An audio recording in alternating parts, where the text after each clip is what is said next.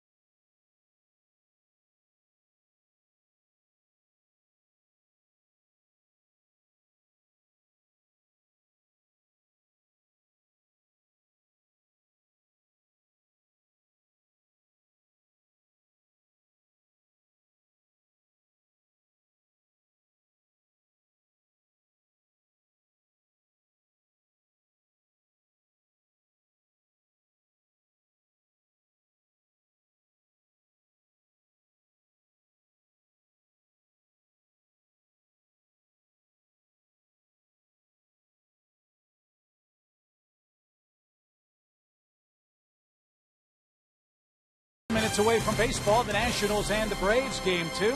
Chip and Joe back with you in a good pitching matchup tonight. Tommy Hanson for the Braves and longtime nemesis John Lannon for Washington. That's putting it mildly. John Lannon has been a real pain in the neck for the Braves over the last several years. His last 4 games against the Braves, 3-1. He's 6-4 overall, and 4 of those wins have come in at Turner Field. That's more wins than any other opponent in the National League. Tommy Hanson, he's red hot too, and only 4 walks and 24 strikeouts in his last 3 starts. Looking for big things from Tommy tonight too. Should be a good hookup. He's very, very well rested. We'll see what effect that has on Big Red for Atlanta, who tries to even up this series at a game apiece. One more break. First pitch and lineups coming right up from Turner Field.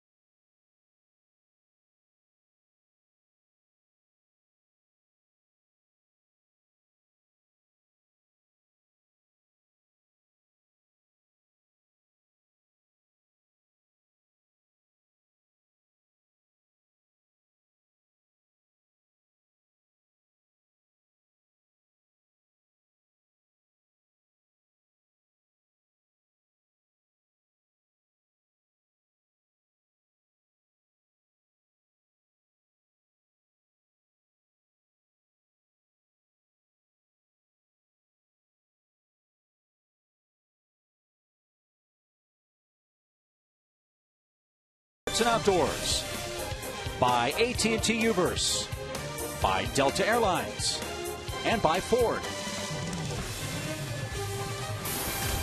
Back with you at Turner Field. Here come the Atlanta Braves and the Washington Nationals, second game of this 3-game series. The Nationals 17-18 on the year, and as you'd expect, no changes to their lineup. A big outburst for them last night. Most runs they've scored in 3 weeks.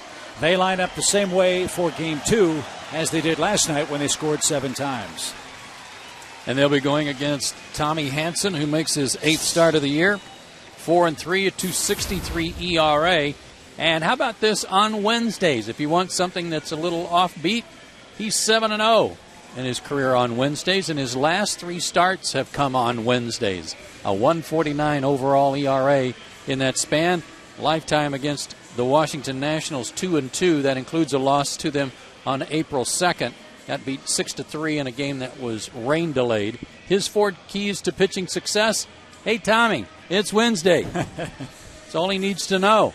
And handle the heat. It is a hot night here, and as we have seen in the past for Tommy, especially if he has any extended innings, this guy could sweat in an igloo. He gets hot, he gets overheated sometimes, so try to conserve some energy and make them quick innings. Tommy hoping for a little more help defensively than Tim Hudson got last night, especially in the early innings tonight. Eric Kinski takes over for Jason Hayward in right field. And good to see Alex Gonzalez back after that strained groin suffered on Sunday night against the Phillies. Brian McCann behind the plate as well. Yeah, Alex was out as early as 2:30, doing some running in the outfield, taking some ground balls, declared himself ready to go. And speaking of ready to go, so is tonight's umpiring crew. Darryl Cousins has the balls and strikes. Jim Joyce, Ron Kulpa, and Jim Wolf, the umpire at third.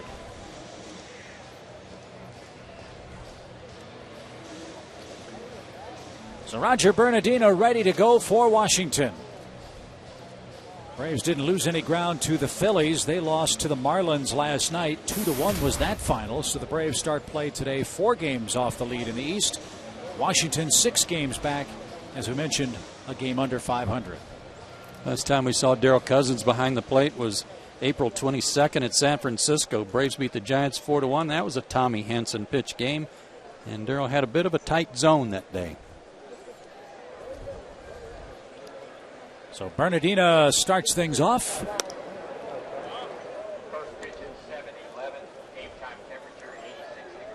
And it is 86 degrees at the ballpark at first pitch.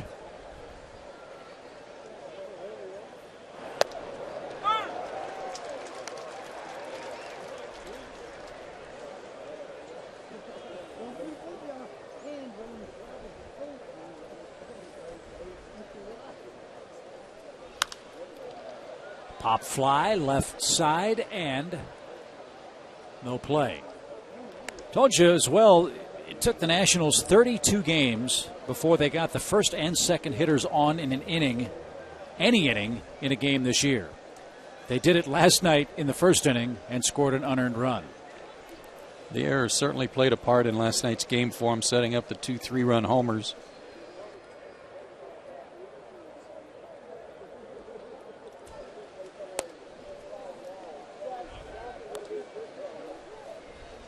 Hanson would like to keep Bernardino off the base paths.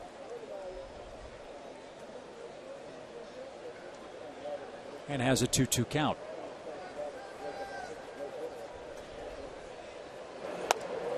Oh, baby. There's that tight zone. Yeah.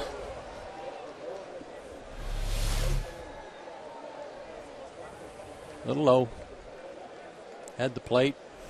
Brian made it look a whole lot better than it was. First chance for Hinsky.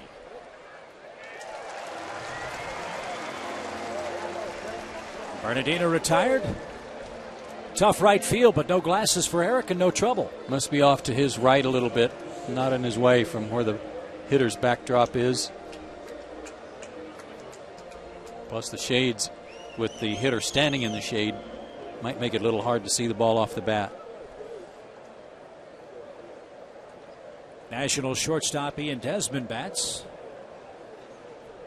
Just 3 hits in his last 25 at bats. One of those came in the first inning yesterday. And another fly ball to right. We mentioned the 2 errors that played a role in last night's game, Chip, but Tim Hudson admitted that this was a mistake. Brian McCann had actually signaled for a fastball, and Hudson didn't see that. Tim's admitted that I didn't see it. I thought he called for a changeup, thought I'd try to throw a changeup in, and, of course, Worth hammered it. And when he got back to the dugout, McCann said, well, what were you thinking? And he said, well, I was thinking maybe a changeup inside. And Brian said, well, that's why I called for a fastball. So Tim just missed the signal, and it, as he admitted to, he said it cost a 3-run homer. Worth hasn't had many chances to hit with runners on base this year. He came into this series with only 9 RBIs. He added 3 with that shot you saw.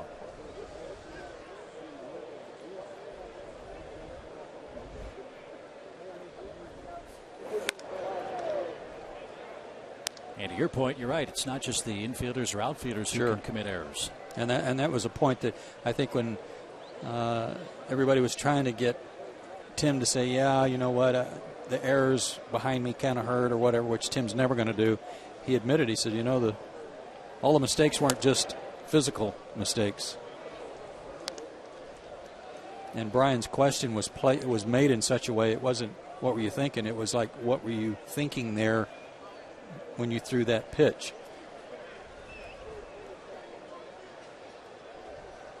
The ball got loose in left field. Martin Prado corralled that.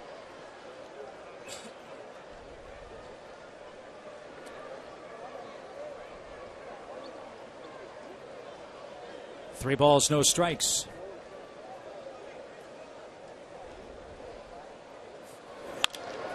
Green light, and Worth hammers a single to left.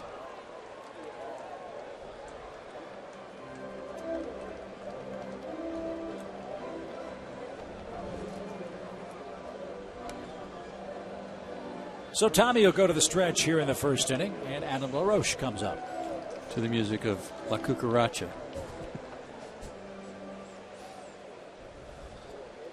Keep an eye on Worth. He's got 4 stolen bases, and he likes to run. We've talked before about Hansen trying to make his move to the plate out of the stretch a little quicker.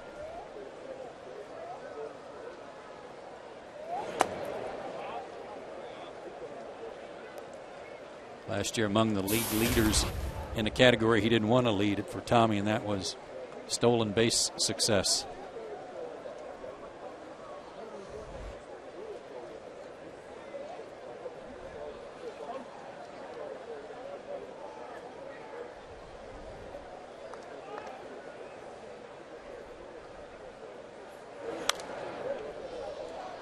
One ball, one strike to Adam. Oh, Mark Bowman. Bowman.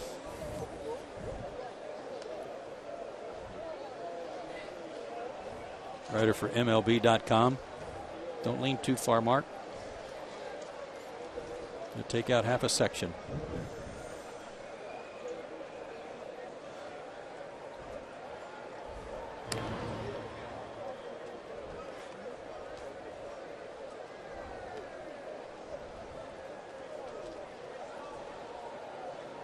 Worth talked last night about wanting to use his speed. He's got a good lead at first, and there he goes. And he picked a perfect pitch to run. And without a throw, he's in at second base with 2 out. Brian McCann was smart not to even throw. Watch how many steps. 1, 2, 3, almost 4 steps before Tommy even let the ball go. And then on the slow curve, no chance for McCann.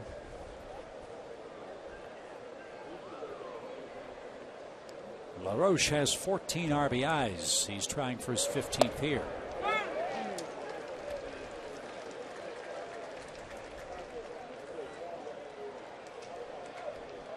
One for 2 last night with a couple of walks. That one out he made was a rocket, you might remember, right at Freddie Freeman.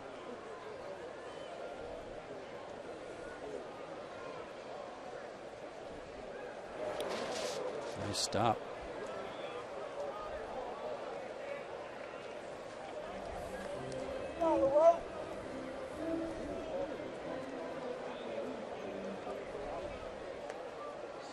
First base open. You're behind 3-2. Don't have to groove one here to LaRoche. Got a rookie on deck who's a right-handed hitter.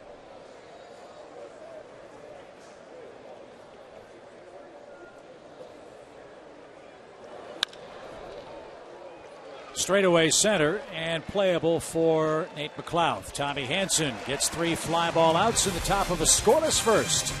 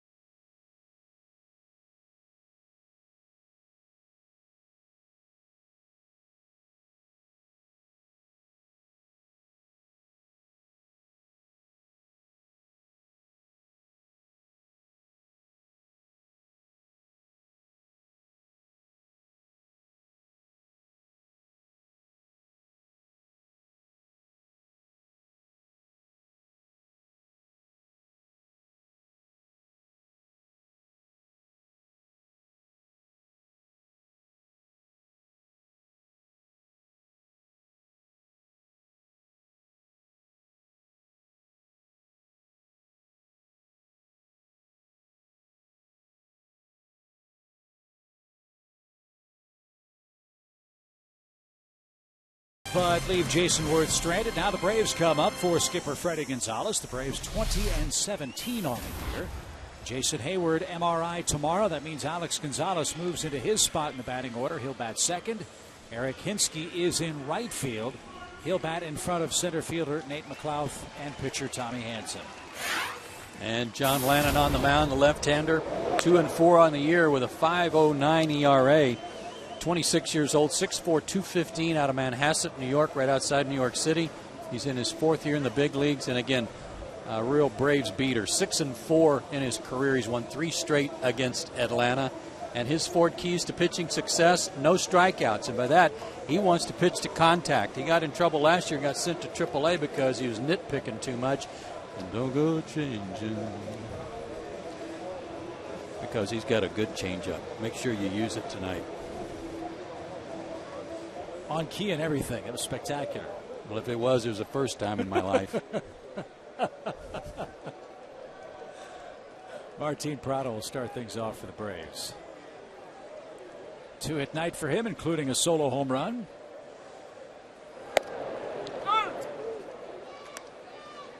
Concerned at all about the Braves' struggles as far as batting average is concerned against lefties? 218 as a team. Lannon deflects it to Hairston at third, and he fumbles the ball. And Prado will have an infield hit. Sounded like Lannon took this off the wrist right above his glove. And then over to Hairston, who thought it was a highlight game. But his cesta just not quite big enough to get it over to first. The Braves are 7-4 against left-handed starters. That's Chip. what's so weird about it. Yeah, but they're only hitting .218 as a team and only slugging .336. So not much power either.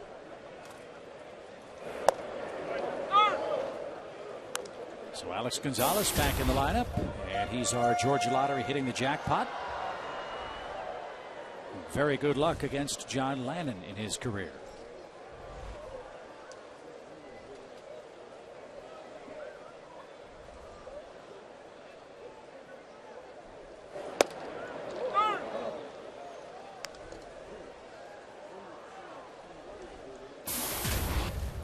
Beginning play tonight, left-handers hitting only 182 against Lannon. He's only given up 1 homer to a left-handed batter in 33 at-bats. Right-handers, though, are hitting 339 against him.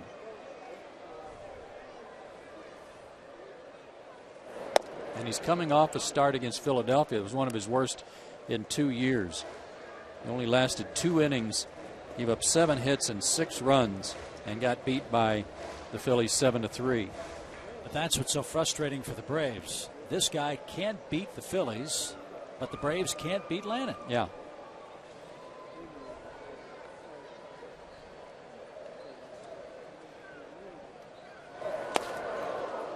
And Alex down on strikes. 1 on, 1 out for Chipper. He's got a good downer curveball and the changeup. Got Alex to chase the curveball there. He actually got sent back to AAA about midway through last season, maybe a little earlier than midway, and worked down there on pitching to contact. And that's what he came back. When he came back, he pitched real well for the Nationals, saying, I don't care if I ever strike out another guy. I want the batters to put the ball in play. I think we speculated about this when we were in Washington about Lannon. As shaky as the Nationals' infield defense was there some reluctance on his part to pitch to contact? Had to be part of it. Plus, I think when you are a young pitcher and you come up through the minors, getting to the big leagues, you think you can still dominate and strike out major league hitters like perhaps you did in the minor leagues. It's not always the case. And just like hitters have to make adjustments, so do pitchers.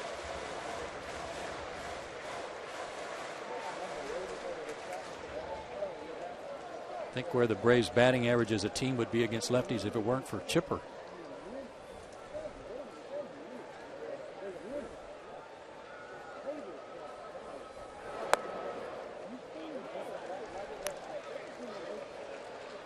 Three balls, no strikes.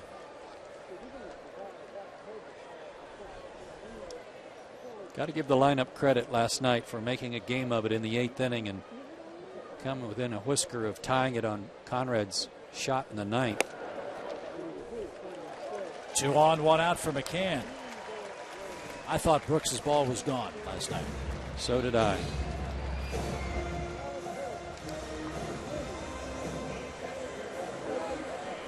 So did the bench, apparently. Eric Hensky was standing next to Freddie Gonzalez, and he thought it was gone, too.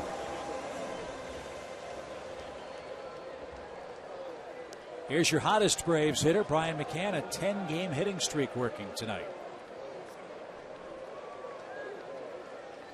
And hot against the Nationals this year. He's 7 for 15 against them.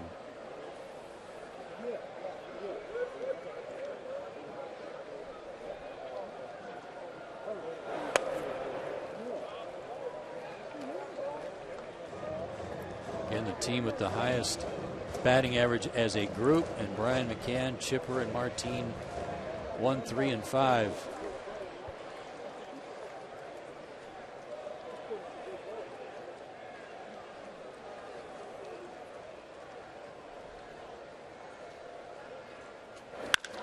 That's well hit to right. Worth going back. Tried to deke. It's high off the fence. 1 run scores. Here comes Chipper. The throw into second. It's a double, and the Braves lead by 2.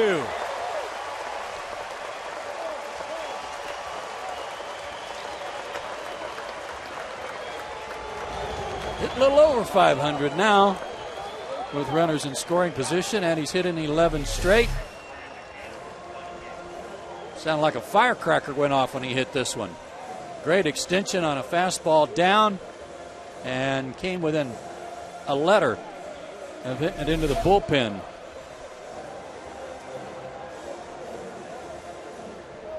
So it's the Braves' turn to score first in a game in this series. And now Dan Uggla will try to add to a 2-0 Braves lead in the first.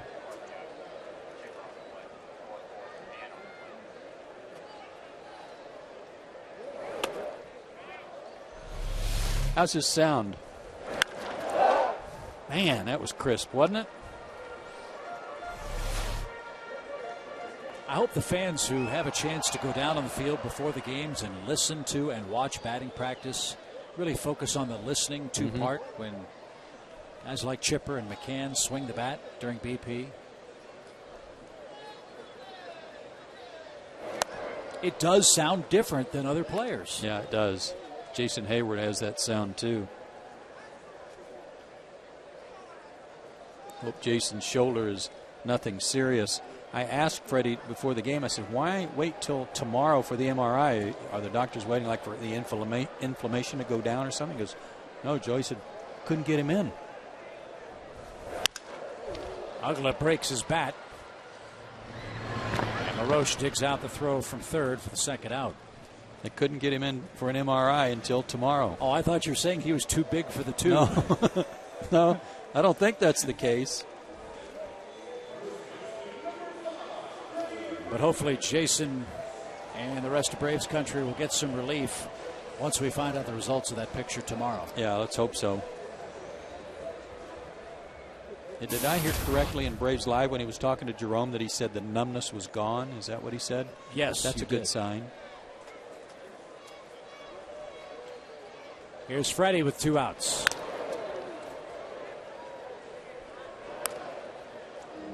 Well, despite the fact the Braves are struggling offensively, I mean, average-wise against left-handed pitching, the Braves have decided we're just going to load up the lineup with lefties against Landon tonight.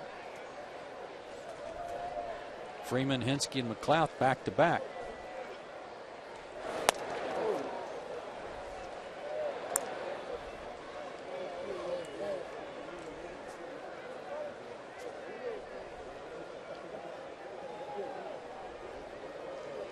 Having a good start to the month, though. A little 2-out RBI here would be nice. He has 12 in total for the year.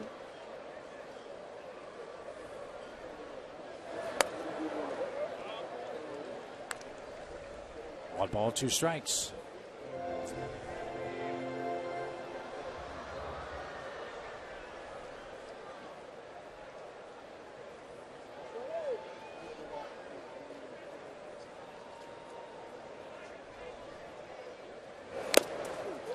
Ramos caught it after it was tipped by Freddie Freeman. Braves, though, score a couple of runs, an infield hit, a walk, and a ringing double off the wall and right. And the Braves lead by 2 after 1.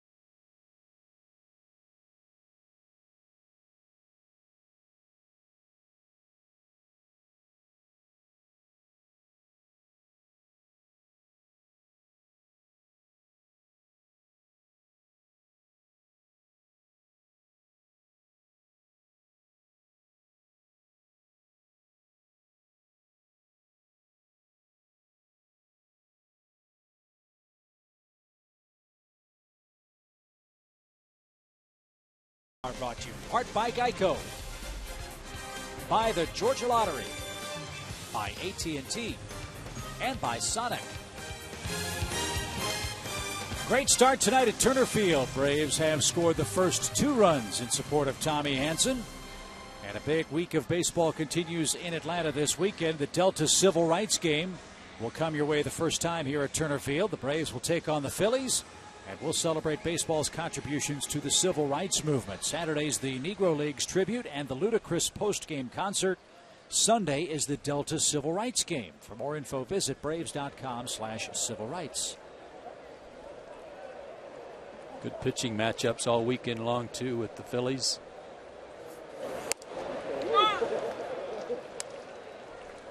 Beachy and Hamels on Friday, Jurgens and Blanton on Saturday, Hudson and Halliday on Sunday.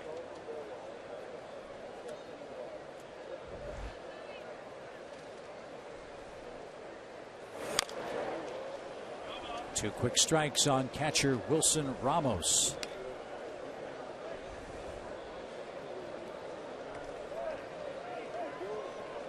Derek Lowe says his foot is much better. They will tape and bandage it. Make sure that he has no more problems with that blister on his push-off foot.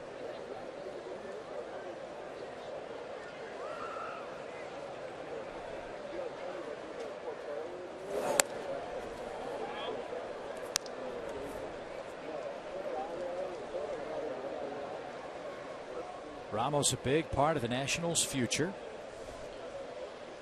Got him from the Twins last season.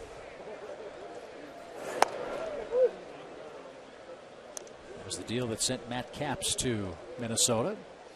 Big is right, too. 6 feet 220. Another good player, another good catcher out of Venezuela.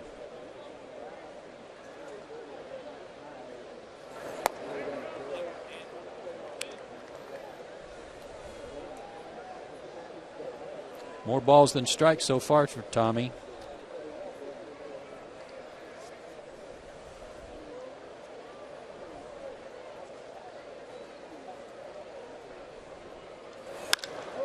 That's stroked into left center field.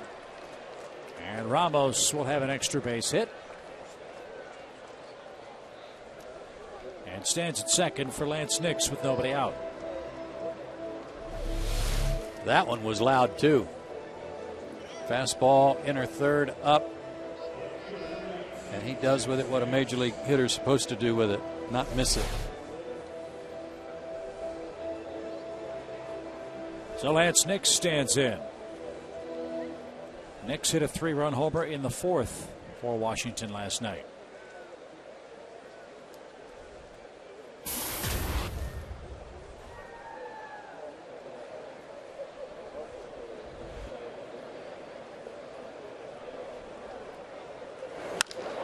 And he singles to right. Ramos will stride around third, and he'll score the first run of the game for Washington. Nix, an RBI single. It's now a 2-1 Braves game.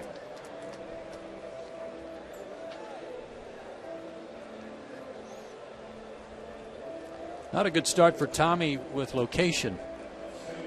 He gave up a couple of hard hit balls in the first inning. Worth's single was on a 3-0 count, so okay. He got an easy one to pick on, but otherwise he's been missing to the middle of the plate, and the Nationals are putting good swings on it. 1 in, 1 on, none out for Danny Espinosa.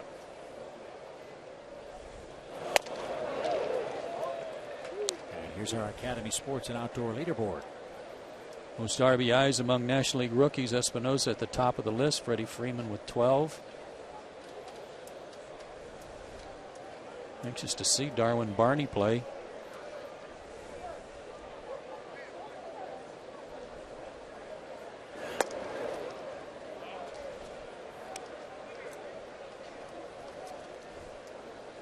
Tommy Hansen pitched on Wednesday, April 27th in San Diego. Pitched a good game. Then he didn't pitch until the Wednesday last week, first game of the doubleheader against Milwaukee.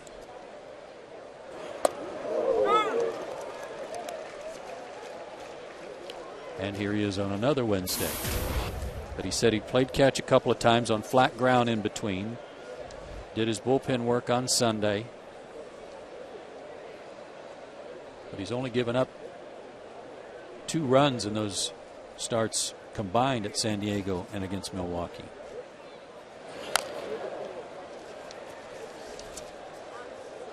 So now here in the second inning, we ask again, rest versus rust. 2 more strikes than balls out of the strike zone for Hansen so far in this game. Yeah, he's climbed ahead, but location will continue to monitor that, see if he finds a good comfort zone, a release point that sometimes makes it hard to find when you only pitch once a week. Alex deep short. Ugla stretches, turns, but no chance to get Espinosa.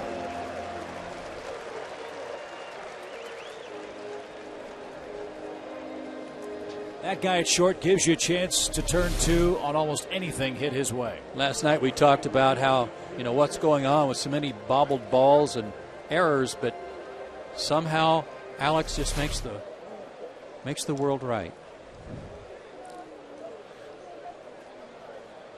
Man, we've said it. Have you seen him get a bad hop? No. And 994 to 990 is a lot. That percentage is a lot.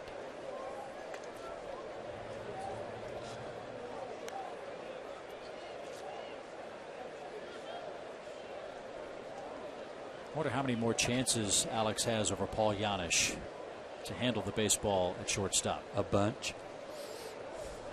That's just a wild guess. I'm going to say a bunch. Highly scientific term turned in the second inning.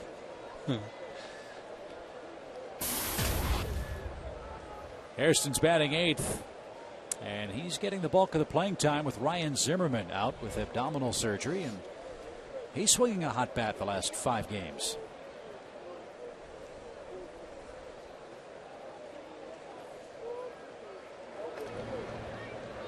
And Paul Krause in our truck tells us that Alex Gonzalez has handled 59 more chances than Paul Janisch at shortstop. See, and if it was like 52 or 3, that wouldn't be a bunch. That would just be a large quantity. A smidge. But that's, here we are, 34, 35 games into the year. As Hairston shoots one to right. That's more than a chance per game more handled by the Braves shortstop. Hairston hit the ball on the nose last night and lined to center right at McLeod, and now he hits one on the button and it slices right back to Hinsky. Some tough luck for him. Asterisk on that stat too, though, with Janisch. Gonzalez has played 12 more games, so naturally he's going to have more chances. As Lannon bats. I think the point we're both trying to make is throw out zone ratings and all that stuff. That guy at shortstop for Atlanta is playing maybe the best of any shortstop in the league. I think without question, and I think he makes everybody else better around him.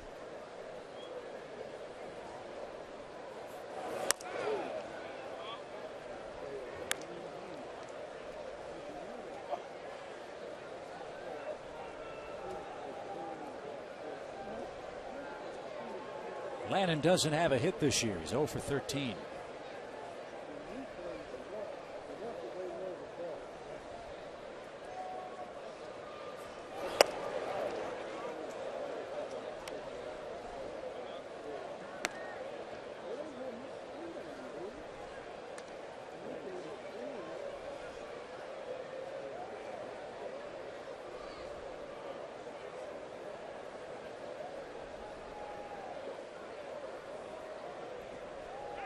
Runner goes.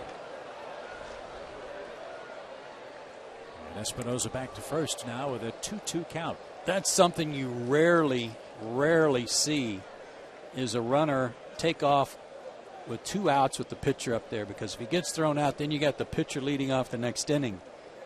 But they feel so confident getting good jumps off Tommy Hanson that even in this situation, they're willing to run.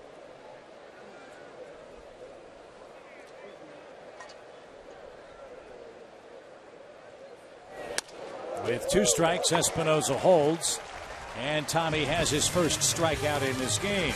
Washington scores a run. Braves by 1.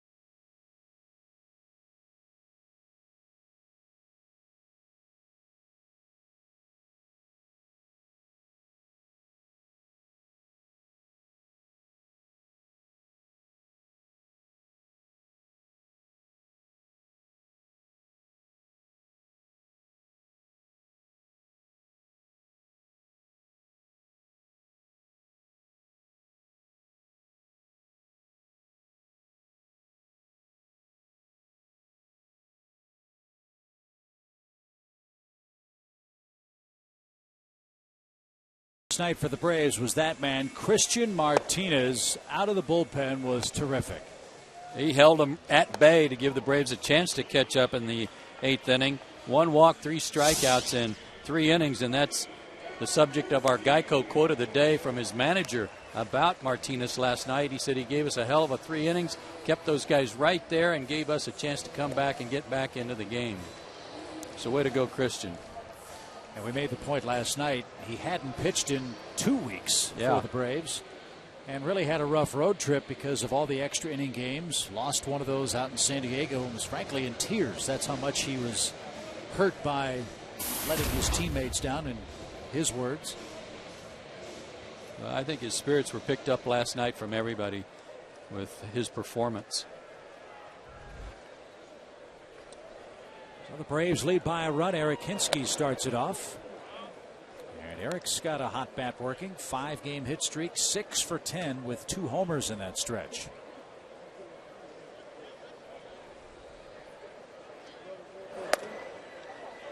Freddie had a choice tonight. He has Joe Mather, a right-handed hitter over there that he could have used in the lineup tonight, but he said, I want to go with the hot hand, lefty or not.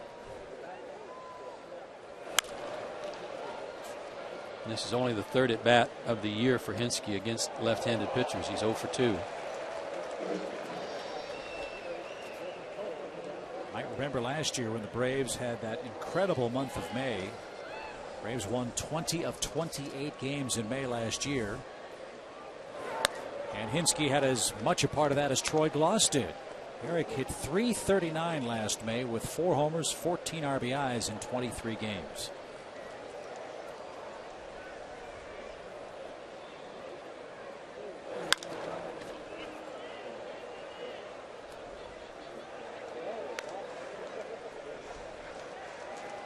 And now has a full count, 3 balls, 2 strikes.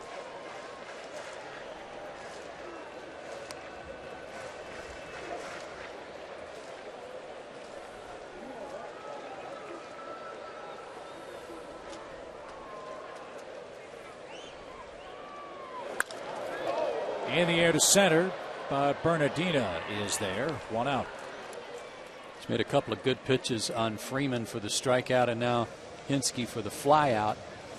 Inside fastballs that he was able to run in on their hands a little bit.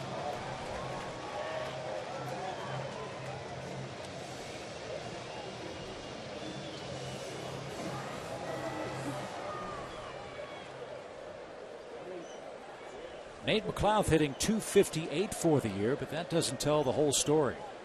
I think he likes batting in front of the pitcher. 8th spot in the lineup's been very good for him, as you see here.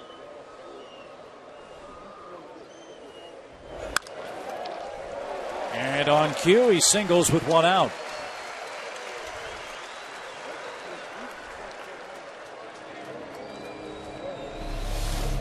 Stayed back, was real patient on this pitch, and a mistake from Lannon. Like a slider that stayed up and didn't break much, and Nate was very appreciative.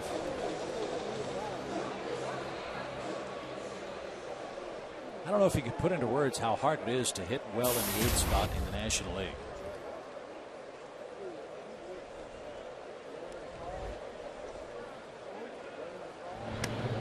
I mean, do you really see that many good pitches to hit batting 8th? Not really, and especially when there's guys on base, and you're just not going to get much of a chance.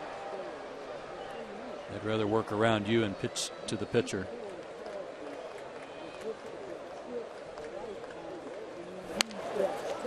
Tommy gets the bunt down. Good to see that. His 4th sacrifice.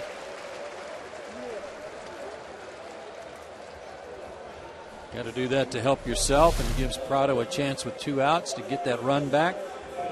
Had the bat out in front at the top of the zone. Well done.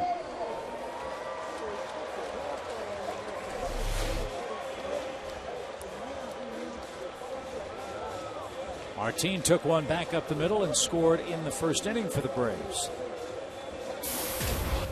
As we showed you, he one of those top hitters in the league with runners in scoring position.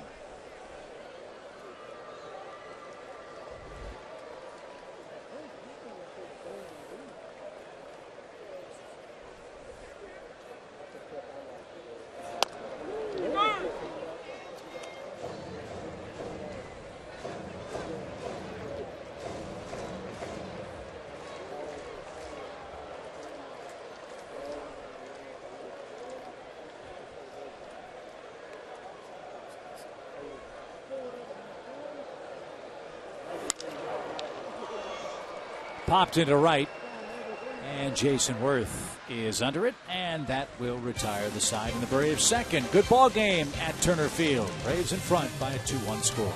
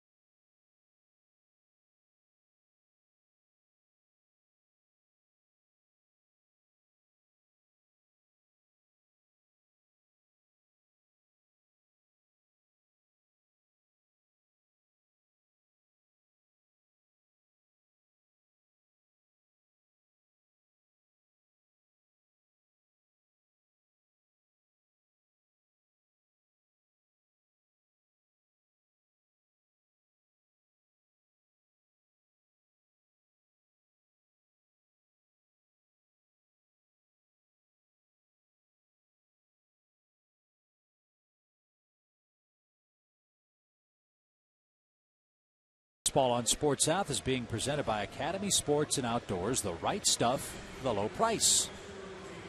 Chip and Joe with you for Green Night at the ballpark.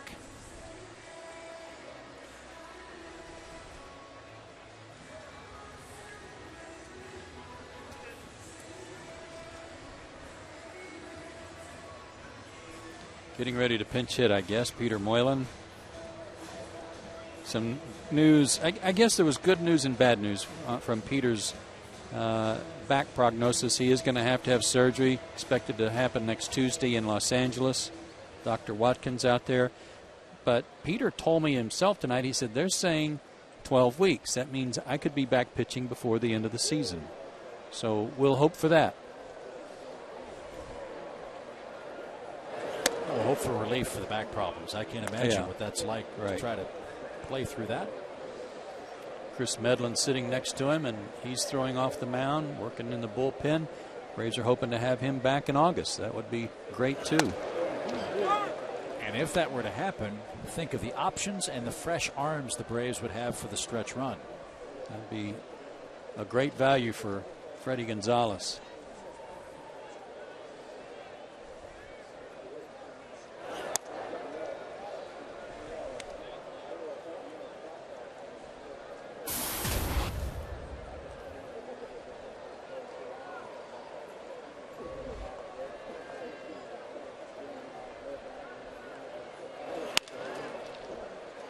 Short hopped at second. And Bernardina out on a close play.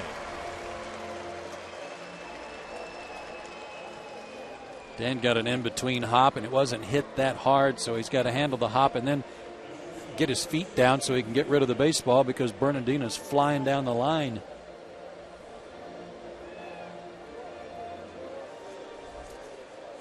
Ian Desmond flied out his first time. He has just 3 hits in his last 26 at-bats.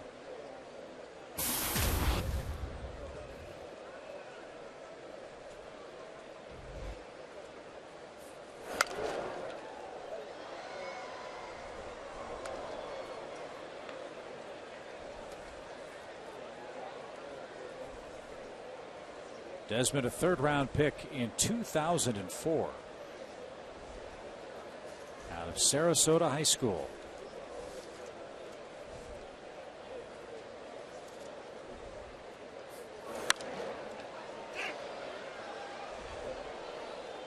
And quickly behind 0-2. Desmond's been a guy, too, over the last couple of years since he came up, has been a tough out for the Braves, figuring out how to pitch him. But not this year. He's 1 for 18 this year. 6 career homers, though, against Atlanta.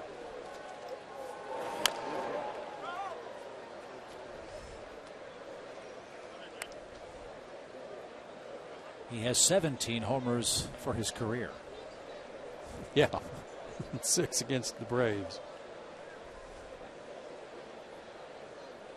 But that's not surprising. We said last night, the Nationals, since moving to Washington, have really been a thorn in the side of the Braves. And I wasn't here, but you go back to the days when they were the Expos. I mean, just put Expos unis on them, and that explains a lot about this record. Montreal always gave the Braves fits, and look at that. A 6-game over 500 record against the Braves, and they just get hammered by the Phillies. Desmond a 1 for 2 night. They don't have a positive record against anybody else in the division. Marlins work them over pretty good, too. So that's the only thing I can hang my hat on. They're the Expos in disguise. Well, this year's series, no different. 2-2. Yeah. And dating back to 1969, the Expos/Nationals franchise has had a 500 or better head-to-head season series 23 times. Here's Worth. 1 on, 1 out. Another big jump. Bryan's throw is on time, but late. And Desmond has his 11th steal. And you could see Desmond over there. He couldn't wait to go. He was itchy when he got his lead. Real quick feet, quick crossover step. Oh, came off the bag a little bit there. Looked like Ugla kept the tag on him, too. But Ron Kulpa with the call. Tying run in scoring position for Worth.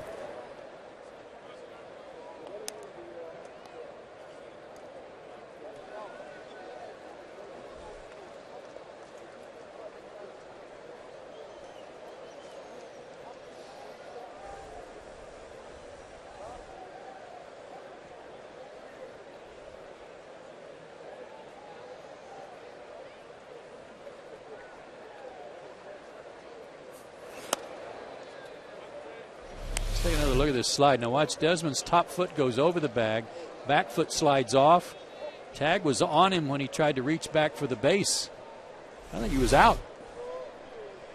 I think we need a Mia Culpa.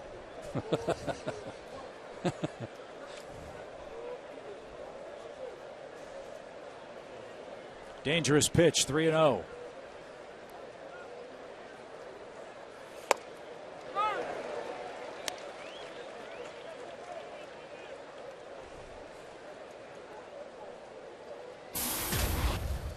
Had a great year last year, didn't he? Yeah. Led the league in doubles. So it wasn't just home runs he was doing damage with. Over by the Braves dugout and out of play. Only time will tell if the 7-year deal was the right deal for the Nationals franchise. But when you look at the young catcher, the young combination up the middle, Zimmerman at third. Bryce Harper is going to be here sooner rather than later. Steven Strasburg. You add Jason Worth to that piece of the puzzle. Nationals have a chance to be a pretty formidable Eastern foe here in the next couple of years. In some ways, they're sending a message that I'm not sure was quite their reputation early on in their existence, and that is we are going to spend some money. They did it to get Strasburg. They did it to get Bryce Harper, and certainly did it for Worth. So they haven't been shy.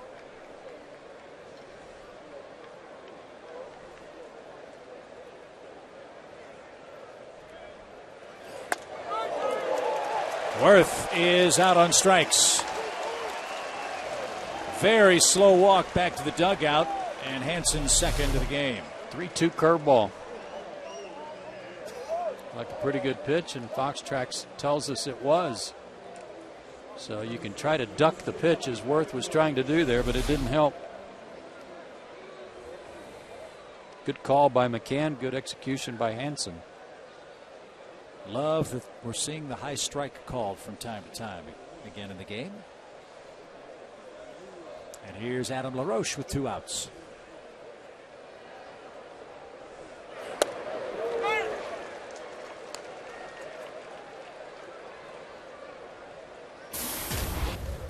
Made a good pitch on Worth, but don't let up here. This guy's always been tough in the clutch.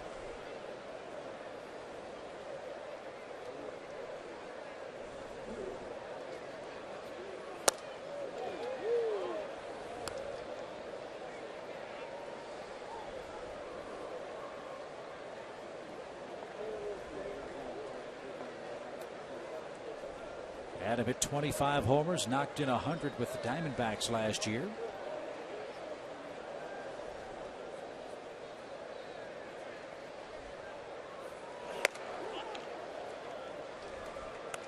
And again, a little command issue with his fastball. Some of them are getting away from him tonight.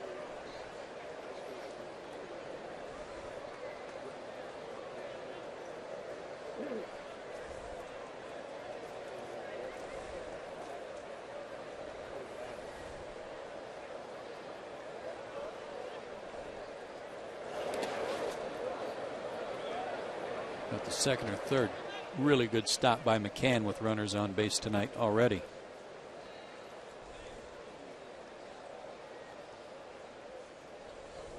Is this the best he's moved laterally in his big league career? I think so. Beginning to heat up this warm weather, unexpected warm weather here in the middle of May is going to take a toll on anybody, especially the catcher. Now full count. Got away with one there. Looked like a changeup that he left up in LaRoche's eyes.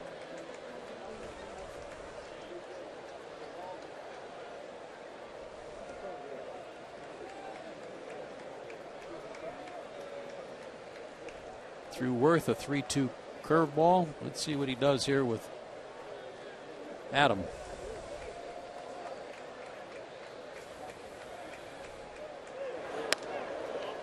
Tried it again, but this one too high and tight. First walk of the game, 2 on, 2 outs for Ramos, who ripped a double to left center field.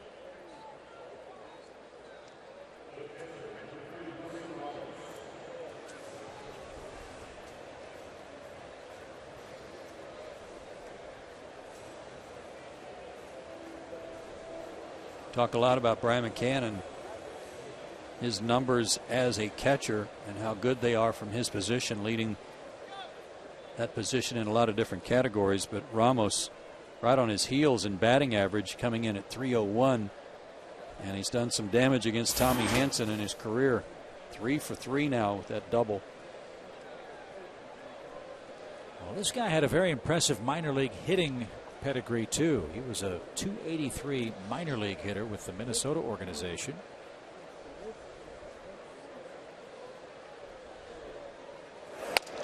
And almost a year ago to the day, came to the big leagues for the first time with the Twins. That was May 2nd and 3rd of last year. Had 7 hits in his first 2 games.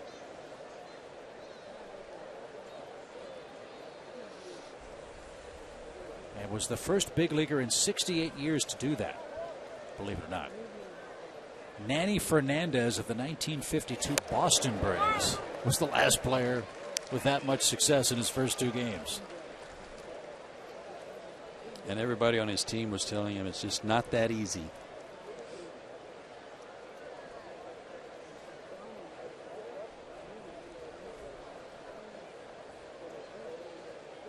And he's only 23.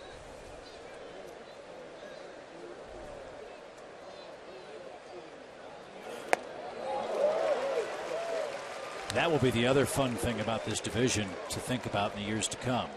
The Braves are young, the Marlins are young, the Nationals are young.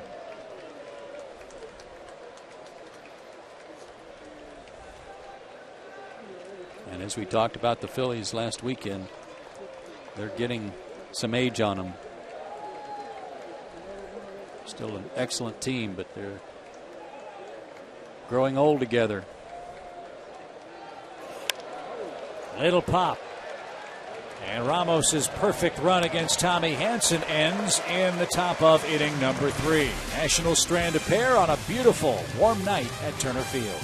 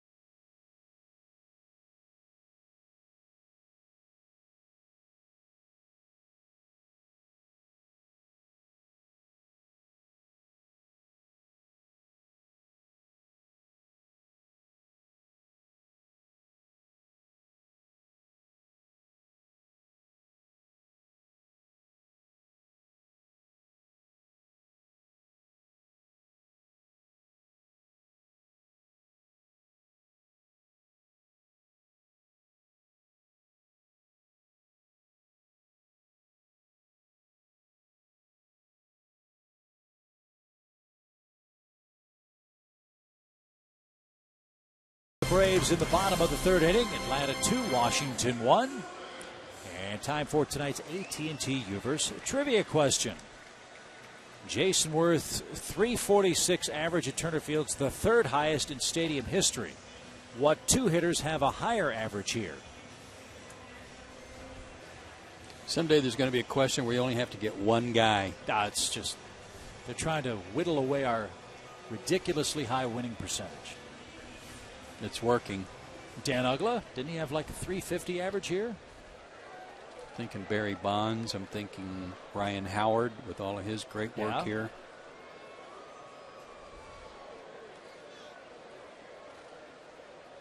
Here's Alex, who struck out to start his night at the plate. And now a bouncer to second for the first out. There had to be some old Expos who gave the Braves trouble here. You'd think like Jose Vidro or somebody like Orlando that. Cabrera. Yeah. I was thinking, didn't Cal Ripken go like 9 for 9 here one night? He might have. Larry Walker.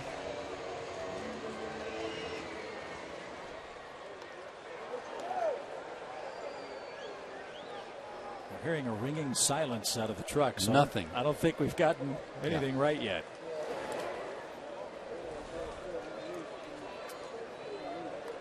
Brian McCann's already extended his hitting streak. He's our Delta Airlines on-deck hitter. Hoping Chipper can reach.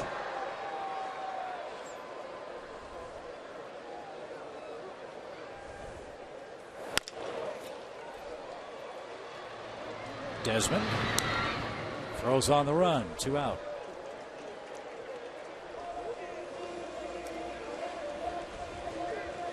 Brian is 13 for 36 during his now 11-game hit streak.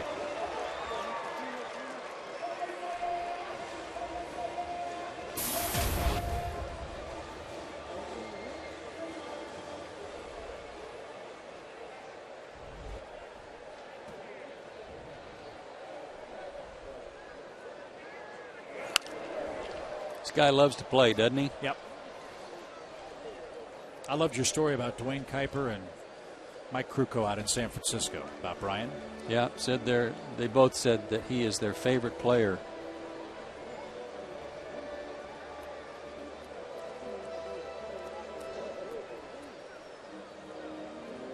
Part of it was because Brian gave rave reviews to AT Park and to the city, loves going to San Francisco, but mostly about his play and the way he goes about his business. Hope you fans at home who come to the ballpark or online will vote for Brian McCann and the rest of the Braves for the 2011 All-Star Game. It's a perennial visit for the Braves catcher.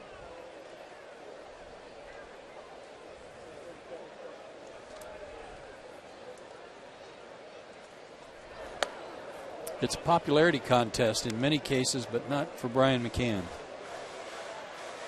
He earns it.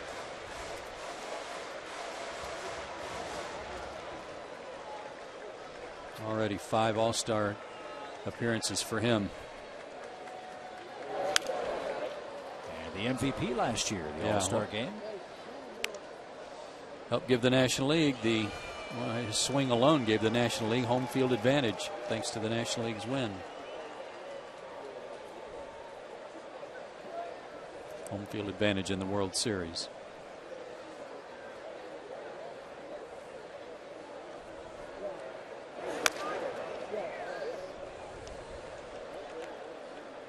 Brian fighting hard with 2 outs. Bases empty. Third inning. Braves scored 2 runs in the first. McCann's double chased home Martin Prado and Chipper Jones.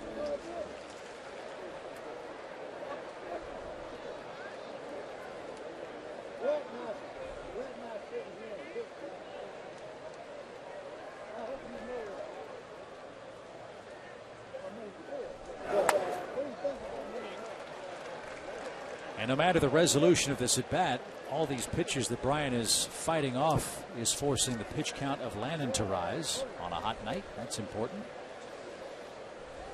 Yeah, but by comparison, this is his 40th pitch. Tommy Hansen's thrown 61.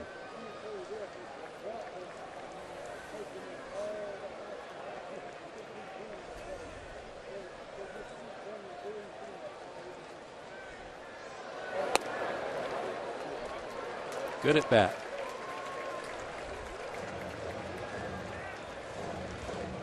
Fought off some real tough breaking balls, some off-speed pitches.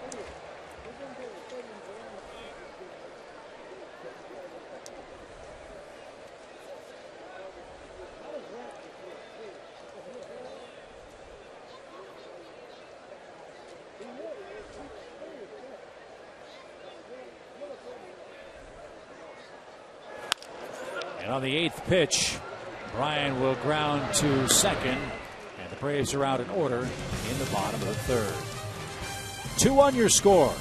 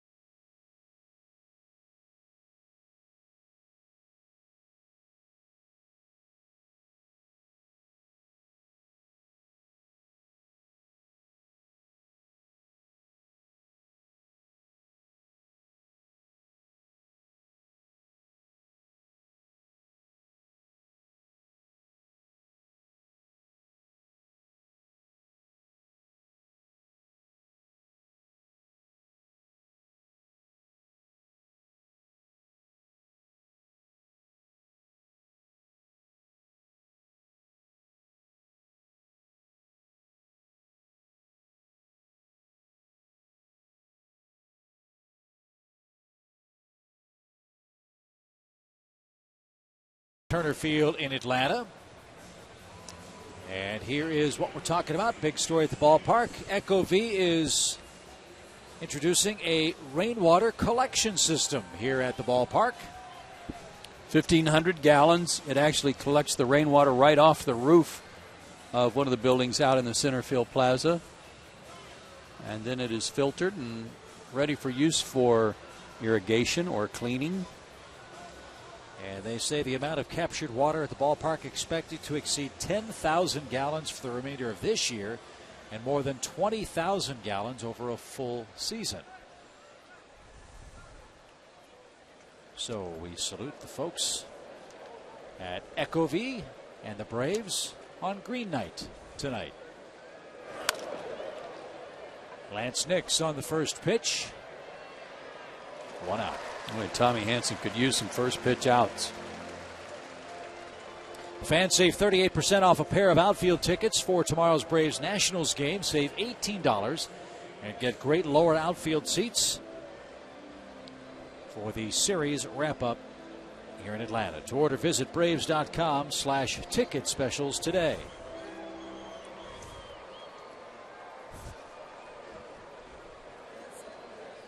Here's Danny Espinosa.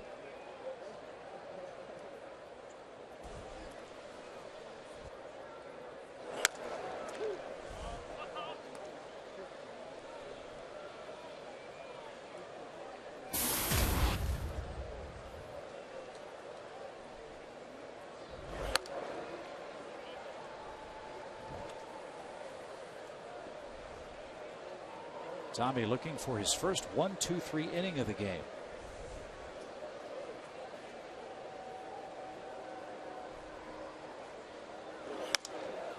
Keeps missing to that side of the plate, to the left-handed hitters especially. I don't know if he's pulling off the ball a little bit, falling off to the first base side of the mound some. It's causing his arm to drag, but he's missing away and especially high and away. And he's just walked his second man of the game. And that'll bring Hairston to the plate. Now, it's not like he's walking the ballpark, but he's sure going to a lot of deep counts to get his outs. Is that a product of the long layoff? Well, it's hard to say. I mean, it certainly didn't bother him last week when he pitched so well in the first game of that doubleheader. He had a week layoff from that, but tonight just not quite as sharp with his command. But neither was Tim Hudson last night. And he had a longer than normal time off between starts.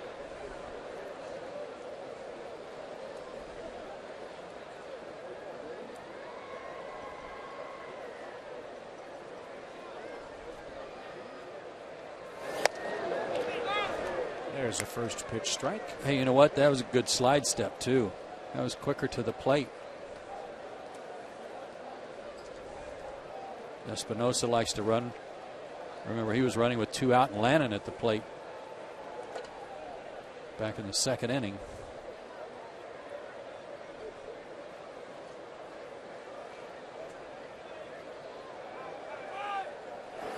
Very late time called.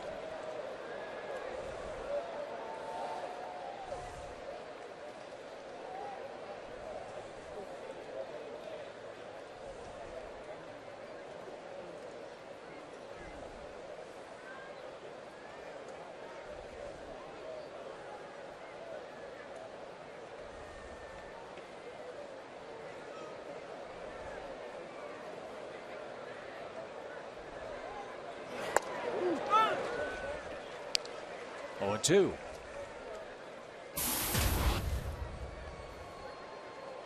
He's had excellent command of his breaking stuff tonight. He's getting a lot of outs with that.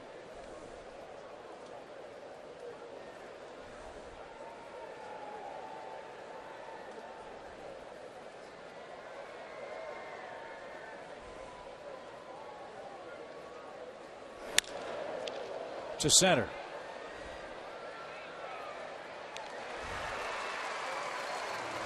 Espinosa back to first. John Lannon hits with 2 out. Hanson so far this year has made 7 starts coming into play tonight. 5 of them are on 4 days rest. Normal rest for a starting pitcher in a 5-man rotation. In those 5 games, he's 3-2, but his ERA is 2.01. In the 2 games where he's had 6 or more rests, it's not like he's pitching on short rest, but actually longer rest. His ERA is 4.66. So twice as high. But the fact remains that he's won his last 3 outings, and a couple of those have been with a week in between. And he might well win tonight.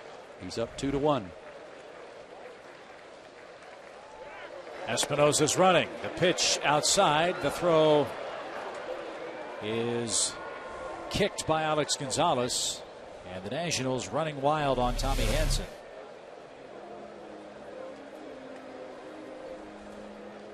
That one looked like that short hop caught Alex either in the ankle or the shin bone. I'm sure it didn't feel too good.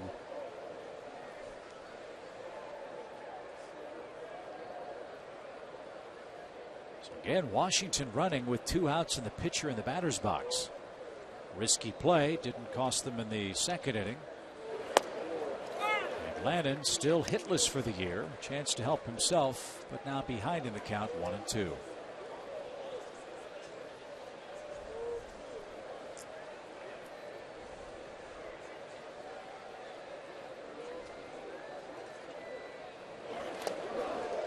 And Lannon down on strikes. 3 strikeouts for Tommy Hanson. He's through 4 innings with a high pitch count, but a lead of 1 run.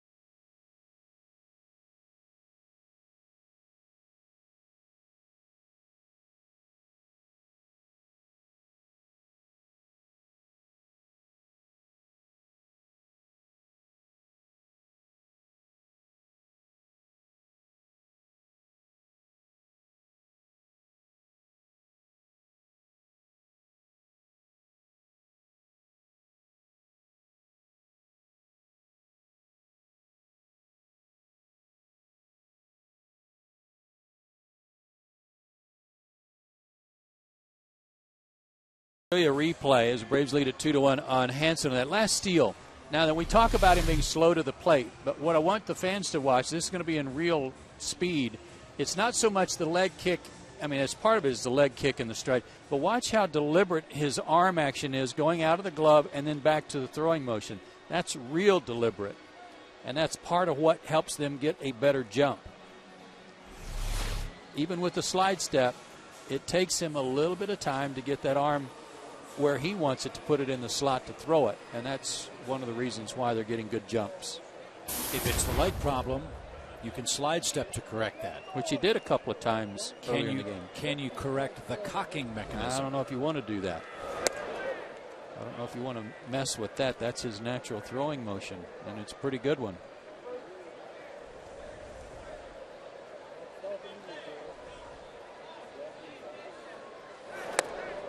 We're told by the truck it's a 2nd and 2/3 for Hanson from glove to release. Actually, well, anything over 1.5 considered good for a base stealer, especially if somebody's in the 1.8 or 1.9 range. That's real slow. So if he's at, what was it? A 2/3 and 2/3, so 166. Yeah. That's not. It's not horrible, but it's not good.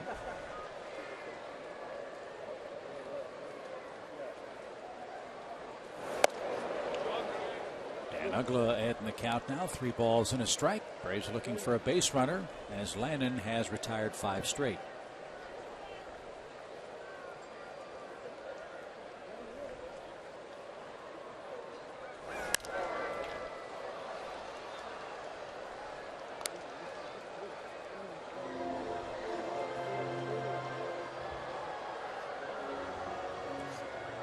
We've shown coaches before, either in the dugout or at first base, that have stopwatches, and that's what their timing is from the time they break out of their stretch to the release point.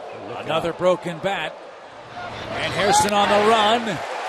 Can't get Uggla.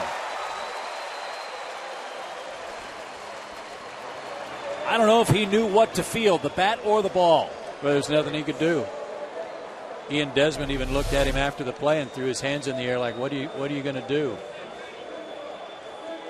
We've talked all season long about how much Dan Uggla hustles down the line. Here's a case where he gets a base hit.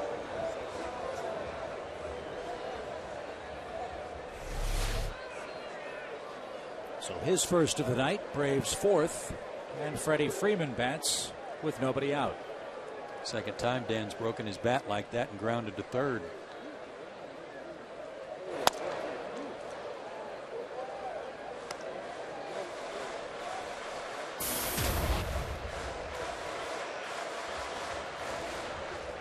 Freddie enjoyed his first 3-hit game as a big leaguer on Sunday night in Philly.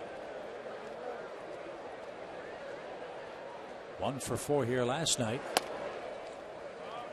As struck out in his lone plate appearance in Game 2 of the series.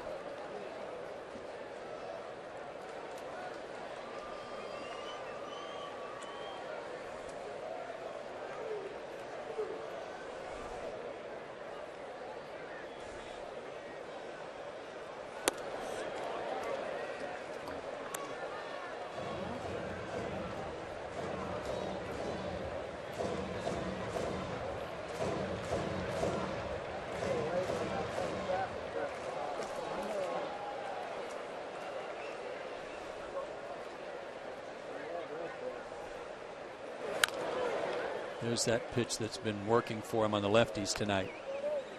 And one of these at bats, either McCann, Freeman, Hensky, or McLeod is going to be sitting on that in a real tough spot, and they're going to be ready for that fastball in. It's going to go to the well once too often.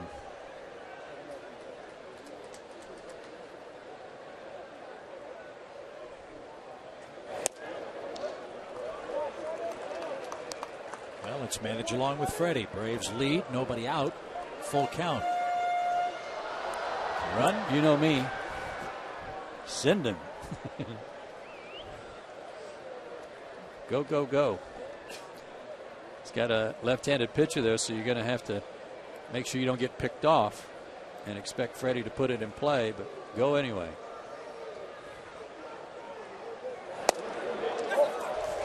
Wow. Lannon thought that was good enough. You mentioned the tight strike zone.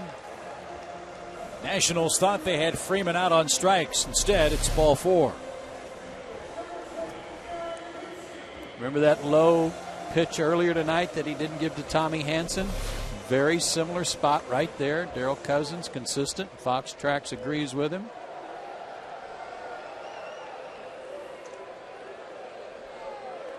Good call. Chance for big damage now. 2 on, nobody out.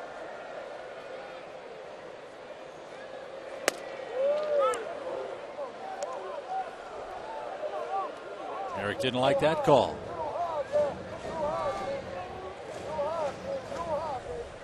That is absolute best when there's runners on base. That's the way he likes it.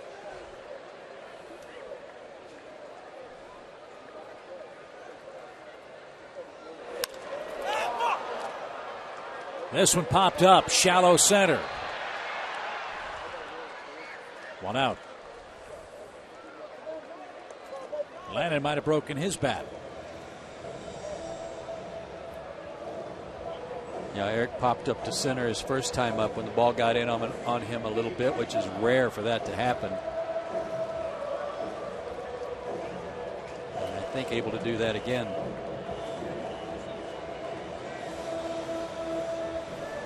Here's McLouth. Nate singled his first time up.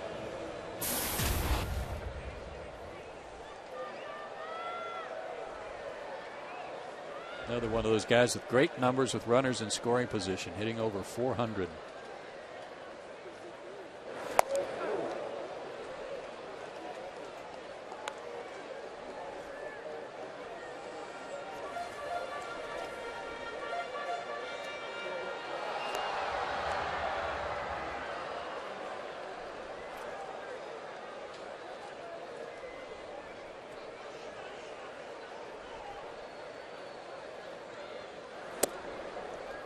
One ball, one strike.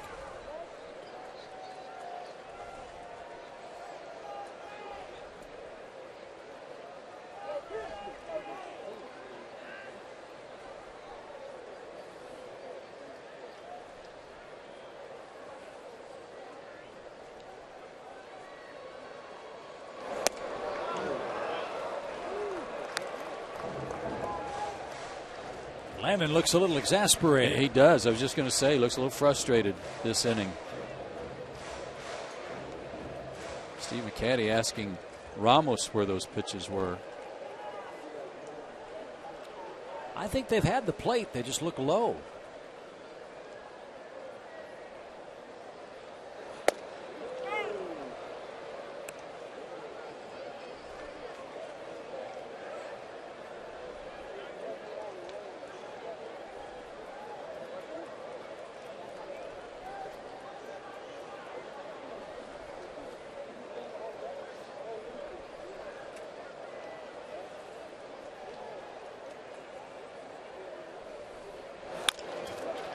To the right side, LaRoche will have only one play.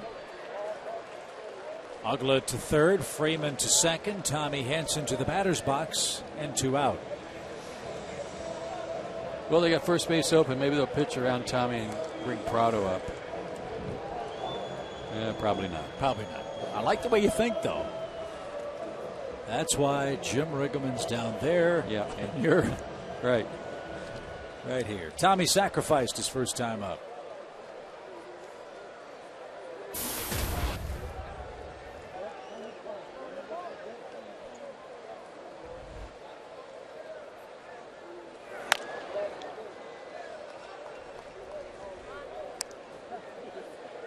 Braves trying to gain ground on somebody ahead of them in the division. The Marlins and Phillies are playing again tonight. As I told you, Florida beat the Phillies 2-1 yesterday. And they're beating them again tonight. 1-0 in the 4th down in Miami. Hanley Ramirez trying to break out of his 6-week slump. He's hit a homer. Ricky Nolasco pitching for Florida against Cliff Lee.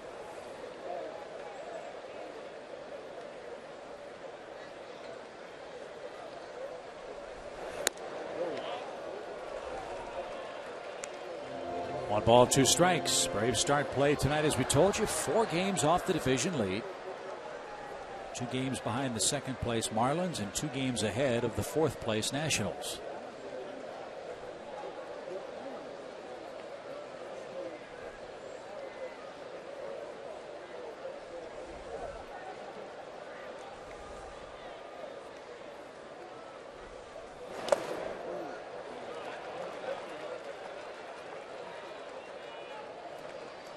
Chip, we had that Sunday school session with Brian Snitker a couple of weeks ago.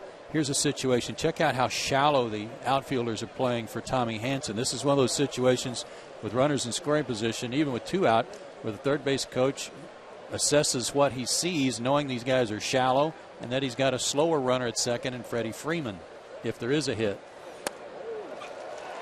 But you got to be aware how many outs, what your speed is on the bases, and where the defense is playing, and Brian's very good at that.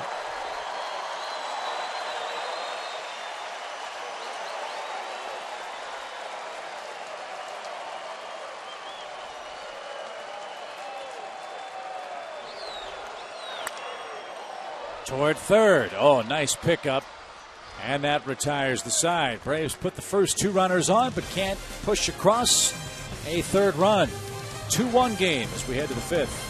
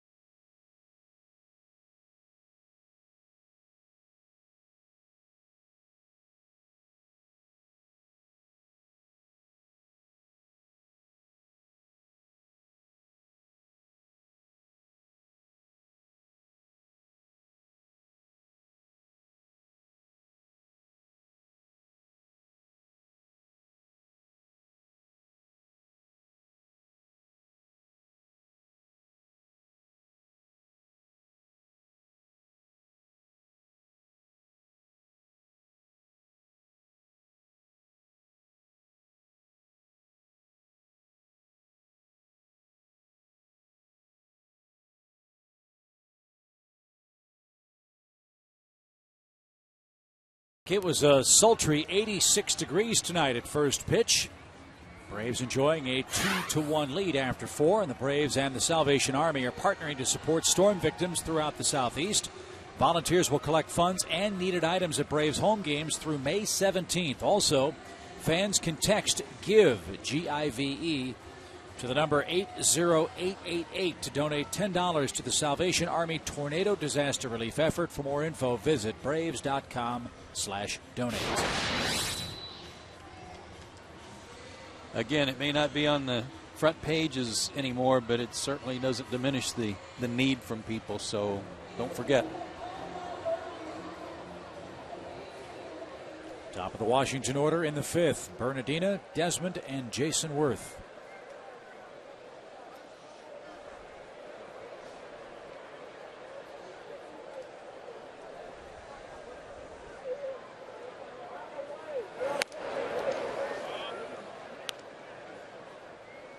Nationals are looking for a leadoff hitter.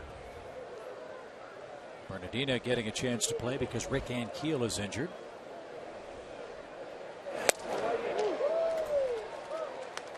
He had a 3-way fight for that center field job in spring training. Niger Morgan competing with Rick Ankiel and Bernardina. And when Ankiel won the job, they dealt Niger Morgan to Milwaukee. Bernardina went to AAA. High fly ball, right center field, tailing away from Hinsky. Eric on the run, tracks it down. What a catch! Atta baby.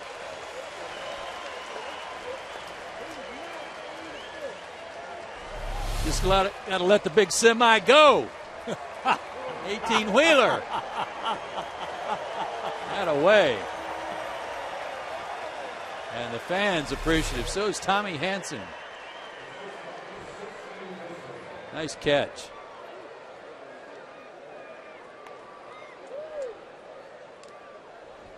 The semi? I love it. Desmond hits. He's 1 for 2. You can go diesel if you'd prefer. Yeah.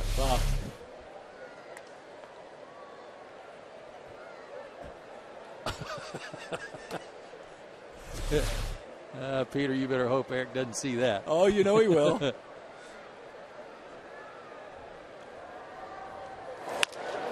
Up the middle. That's Alex territory. No trouble, 2 out.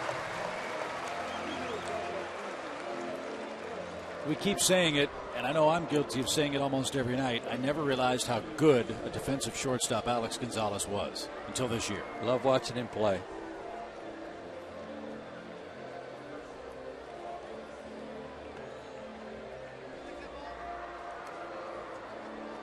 Two outs. The way he moved on that grounder looked like he was 100%. No problems with that groin.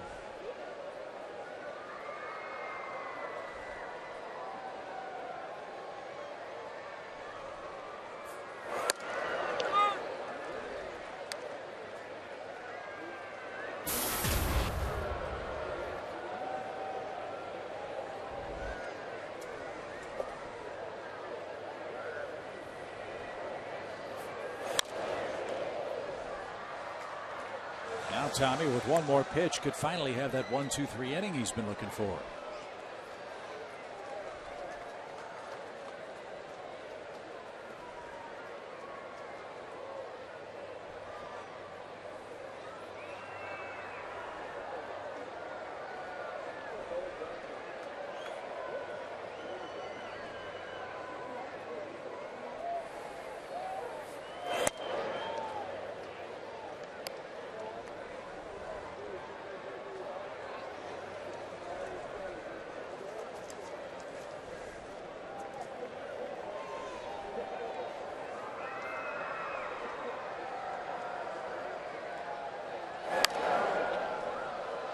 Popped up foul. Worth stays alive.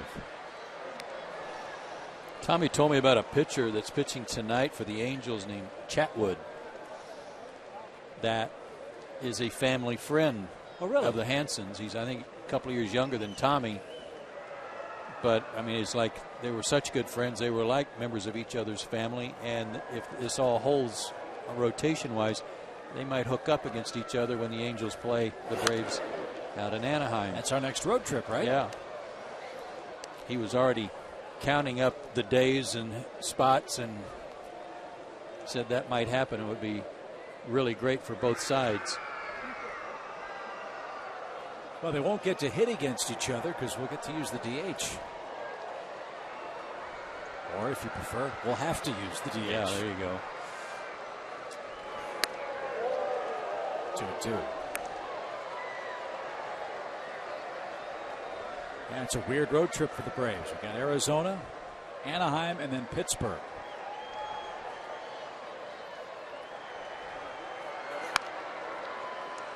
Tommy handles a funny spinning, bouncing ball, and there indeed is that 1-2-3 inning. Halfway through the ball game. Top of the order coming up. Looking for some insurance.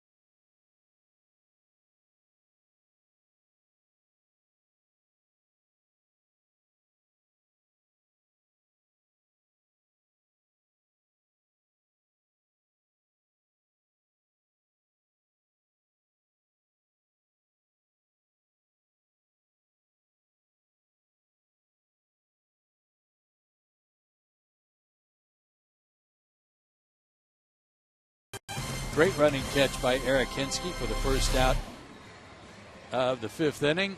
Long way to go. Ball was moving away from him, and he stayed with it and held on. And who's the first to greet him? Jason Hayward when he got back to the dugout. And a nice reception all around. And for the record, Peter Moylan nowhere to be found. Oh, no, was he? I thought he was there. But maybe you're right. So a super play helped Tommy Hanson to a 1-2-3 top of the 5th. Now the top of the order for the Braves comes up, trying to extend this 1-run lead.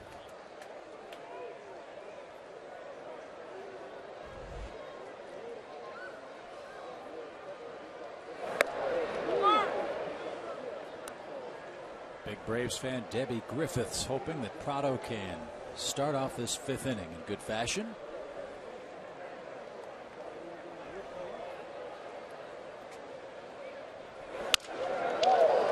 And Martin did. That was an odd one. I'm not sure what the pitch was, but Martin hit a changeup back to him. See, he was flinching and trying to get ready for it, but the ball hadn't gotten there yet. And then he just fanned on the effort to glove it. Another 2-hit night for Martin. What are the Braves when he has 2 or more hits? 15-2, 11-2. Now Alex bats. Strike 1. Tried to go the other way. Nice try.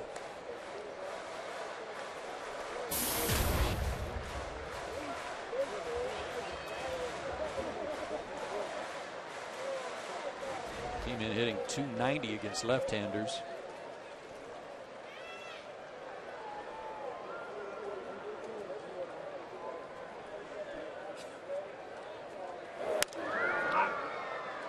Another chance at right, but a little late foul. 0-2.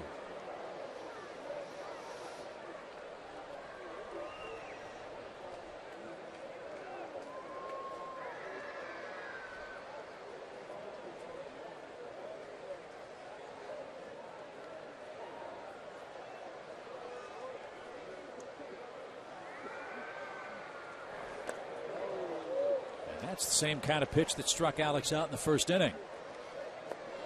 1 out. I think Alex was more upset with the second pitch that he chased a ball in that sequence on the second pitch that got him in a hole.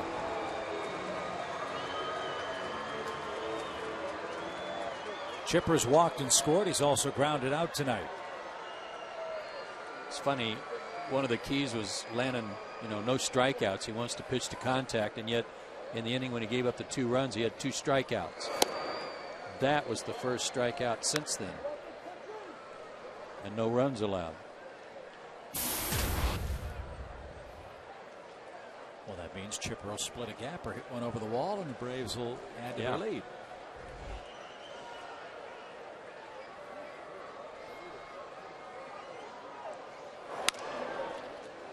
Hairston to third. 1 there, 2 there. Lannon continues to be tough, but he's trailing in this game by a 2-1 count.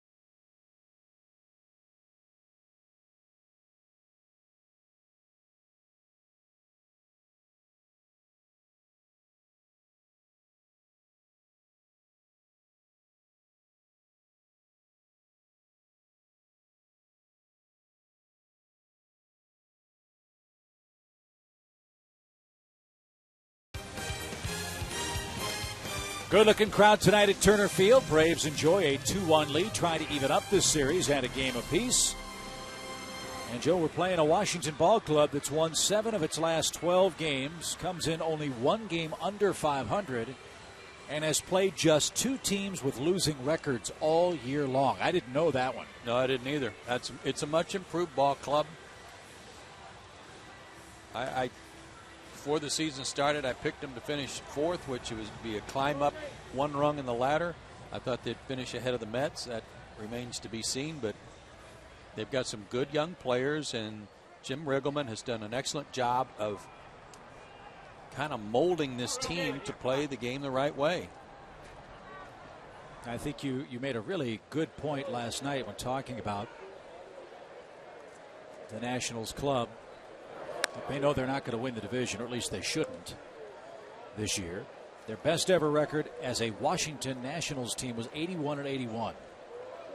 2009 they won 59 games. Last year they won 69 games. And your point was just continue to show improvement. But what year was the 81 and 81? Do you know that off the top of your head? 2005. Okay. It seems to me that team had several veterans on it. You know, Christian Guzman. I don't know if Vinny Castilla was playing for them then. That was probably after Vinny. But it wasn't a young, prospect-loaded team. It was kind of a team that you would expect to play good right now, but not win any championships. It's going to look good on paper. Fans are going to come watch those guys play. But this team is being built now for the long haul and for championships. Yeah, I mean, they were just a couple years removed from being the Expos. There you go. Vinny Castillo was on that team, along with Jose Vidro, Jose Guillen, Brad Wilkerson, Brian Schneider. I mean, those were Expos. Sure. We'll count to LaRoche leading off the Nationals 6th. And he will ground out to second. 6 in a row set down by Big Red tonight. And here's Ramos. He's the only National to score in the game. Well, Jim Riggleman is a disciple of the Cardinals system. That's where he was born and raised as a professional player and as a coach.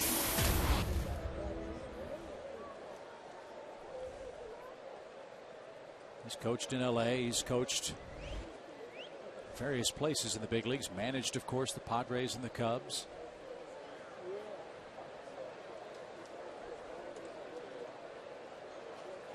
But you can see the fingerprints of the way the Cardinals used to play.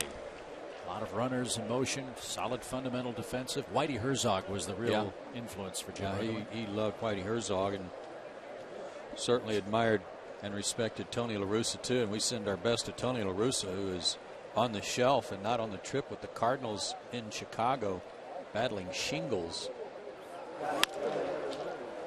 Alex, look at him take his time with the catcher running. And even to the backhand.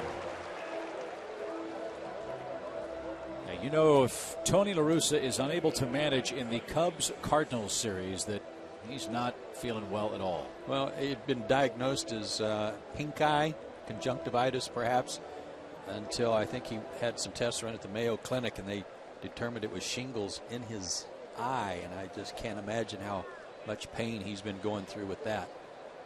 And it's been termed an indefinite leave for Tony. He'll take as much time as is needed to take care of that problem. And a line drive off the bat of Lance Nix is in the right field corner.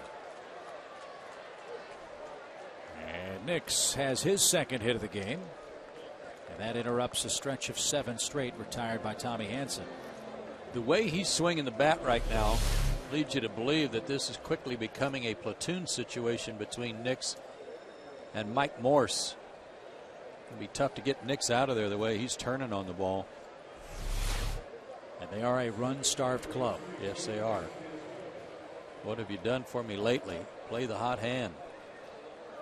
94 pitches on a hot night, and Freddie Gonzalez is out of the dugout, and I believe he's already made the call to the bullpen. He has. So Tommy Hanson will not face Danny Espinoza, and he will leave with a lead, and he'll need some help from his bullpen tonight to protect a 2-1 lead.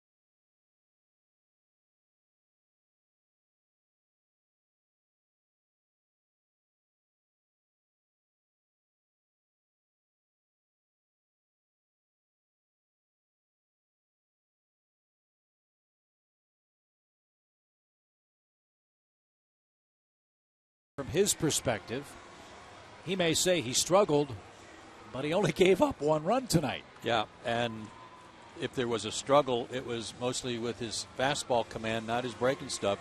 Breaking ball was really good tonight. But again, his pitch count got really high tonight because he couldn't put people away. 84 pitches, 94. And so he'll give way to Corey Guerin, who answers the AT call to the bullpen. Corey's last 2 outings have been good against 2 good hitting teams, Milwaukee and Philadelphia. Combined inning in 2/3, 2 hits, no runs, 1 walk, 2 strikeouts. And now that Peter Moylan is out of the picture for at least 3 months, Corey becomes a more important part of the bullpen.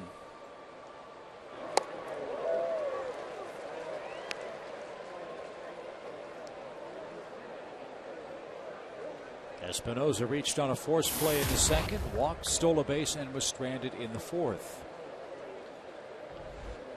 He is 0 for 5 in the series so far.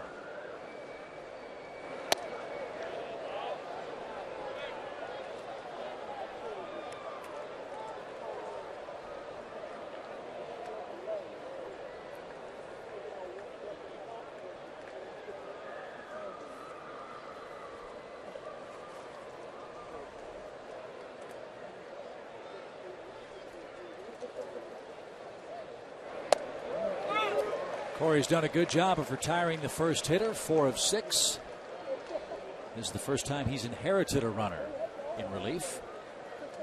See if he can strand Nix at second and keep this game in the Braves' favor in the 6th. I would guess that's going to happen more and more often, where he comes in with runners on base. With any young pitcher, you like him to start with a clean inning, just to help give them some confidence so they're not in any trouble. But the responsibilities now in Corey Guerin are a lot heavier than they were when he first came up.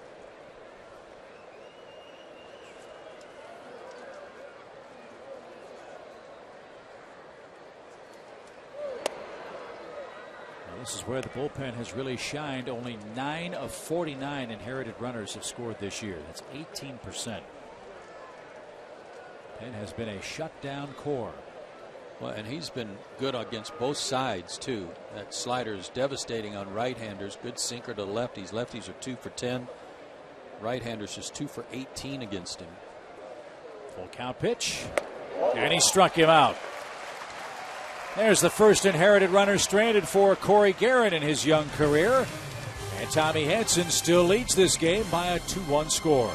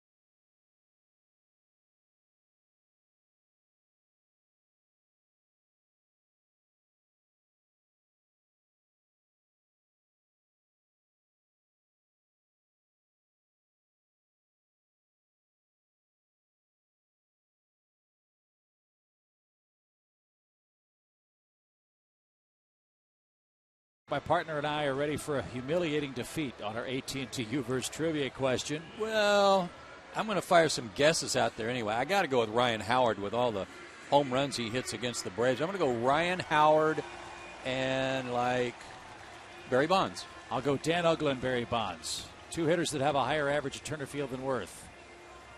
Well, we got one right. Ryan Giles. How about that? So, 50-50, okay. And when you consider the pitching that those guys had to face in this ballpark, yeah, that's even more impressive. Pretty good, isn't it? Hadn't thought about that. So that's our AT&T U-verse trivia question and answer. Partial credit for the booth. Here's Brian McCann. First pitch swinging, and Nixon left.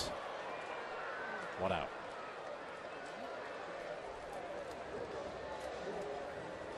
With all due respect to the Nationals pitcher, I'd like to imagine no Lannon. Very good.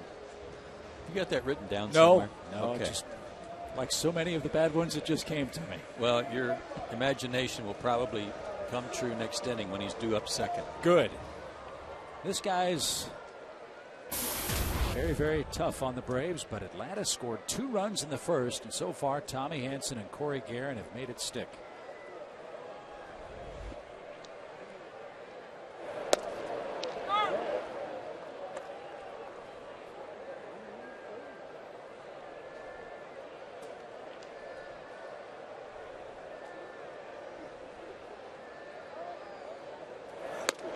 Jerry Hairston, I'd have on some shin guards or something down there with Uggla up. 2 broken bat grounders to him with the barrel of the bat flying at him twice tonight. And one helped Dan get a base hit his last time up.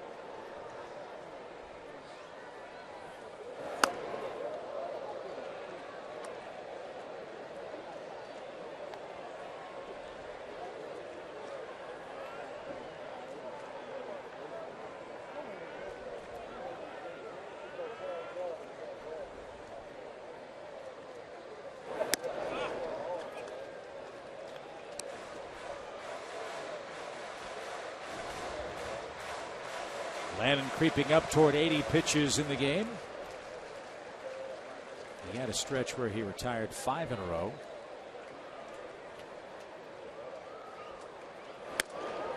Now, Uggla's aboard for Freddie Freeman with 1 out. I thought he did his best pitching of the night, though, in the 4th. He gave up that broken bat single to Uggla, then walked Freeman, and then got out of it. Fly ball, ground ball to the bottom part of the order.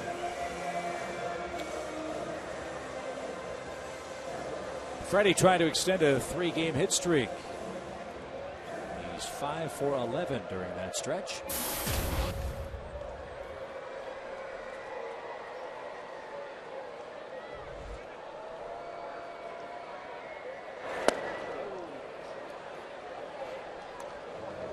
Just past 9 o'clock here in Atlanta.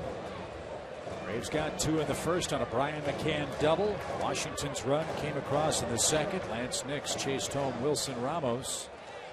Tommy Hanson went 5 2/3 innings, allowing just 5 hits. Lannon still on for the Nationals in a 2-1 game.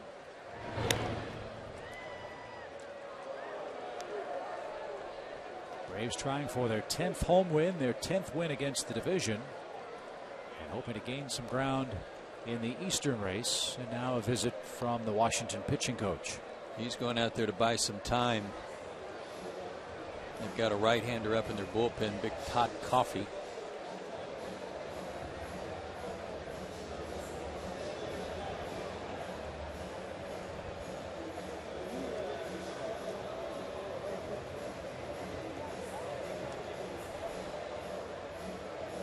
Nationals have a couple of real young pitchers down in their bullpen. Brian Broderick is a Rule 5 guy. They took him from the Cardinals. And they have another kid named Rodriguez. Henry Rodriguez, acquired in a trade with Oakland.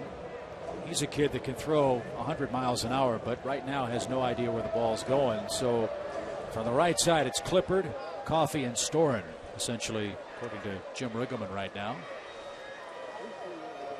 Coffey, the first man up today.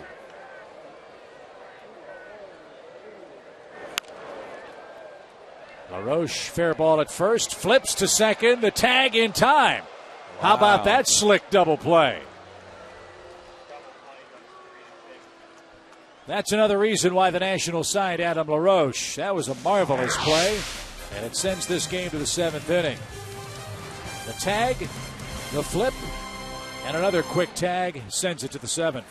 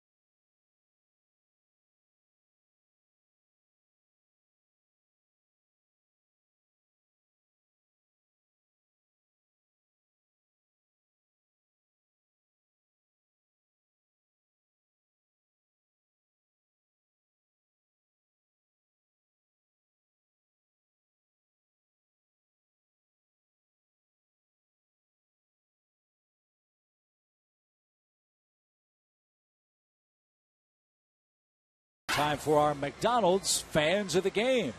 Got a little line dancing working up in the upper tank tonight. Well, a couple of them anyway, if they could just get it to catch on.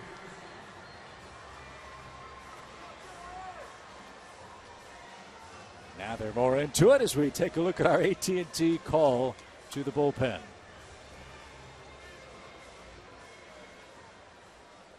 How good's this guy been? Eric O'Flaherty. He's been awesome. Yes, he has. Well done. Last time he gave up a run was April 25th at San Diego.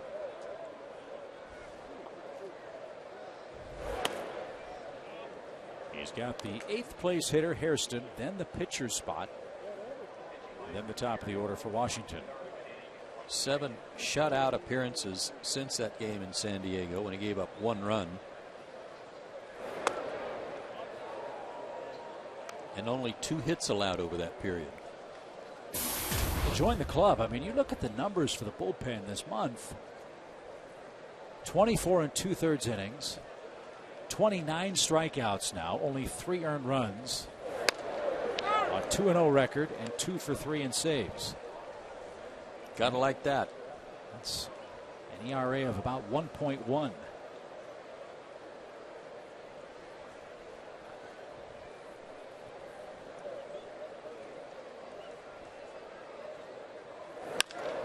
Up the middle, and Hairston singles to start the frame. Mike Morris was out on deck to hit for the pitcher, but instead it looks like Bixler's going to be sent up there to bunt. Bixler came on last night.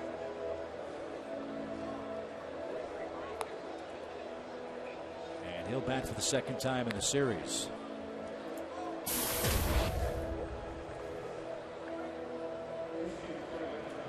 No secret what he's up there to do. Chipper saw Morse call back.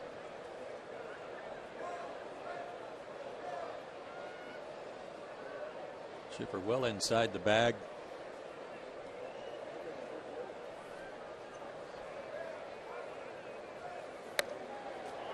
Interesting, too, Jim Riggleman using a bench player to bunt. Could have John Lannon staying there and bunt. Could have, but with a left-handed pitcher, maybe felt more comfortable having Bixler go up there. Lannon only had 1 sacrifice so far on the year. There's the bunt. And it's a perfect one. Got down the line pretty quick, too. Sacrifice works 2-4. 1 out. From our vantage point, it looked like maybe it was going to die right in front of home plate and give Brian a chance to cut down the lead runner, but he had enough topspin on it to roll it about halfway out to the mound. Good night for Lannon. 2 runs, 5 hits in his 6 innings. He's taken down now. And Washington will go to its bench. Yeah, Morse is going to hit for Bernardina now. Right-hander versus the lefty. This is a big man in the batter's box. Got off to a good start, too, but not so good lately. He's cooled off a little bit.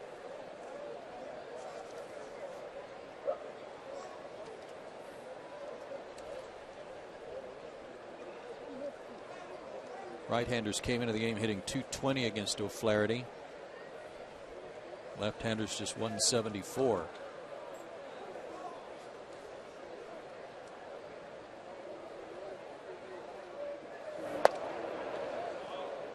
Morse has never had more than 266 at-bats in the major leagues in any one season.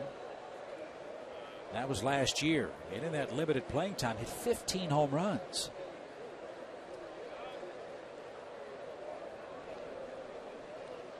He came up in the Seattle organization, was originally a shortstop at 6'5", 230 pounds. Yeah.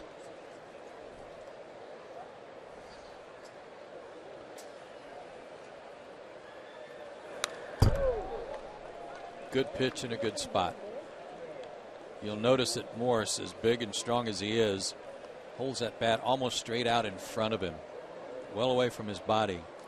But to get the swing started, he's got to bring the bat back, and that creates a little bit of a long swing, and Eric tied him up inside.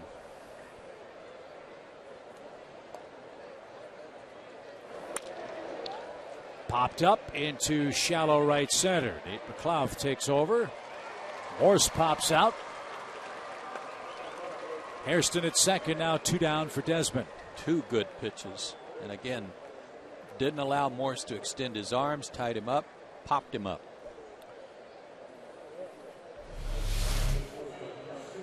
Ryan sets up inside, but he had to pull his hands in to try to get the barrel of the bat to that ball. Put a little loop in his swing, and the pop-up resulted. Might recall a couple of weeks ago, Chipper Jones said that the 7th inning will be the most important inning the Braves pitch in every game this year. That's a good point, Chip. And here we are in a 1-run game. O'Flaherty trying to shut down Washington and keep this thing in the Braves column.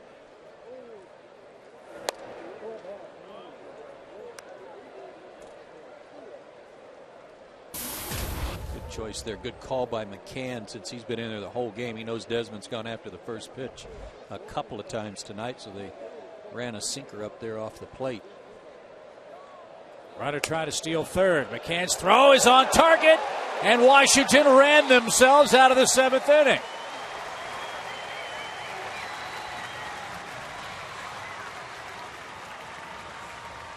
Hairston was already in scoring position, and the Braves will gladly take that.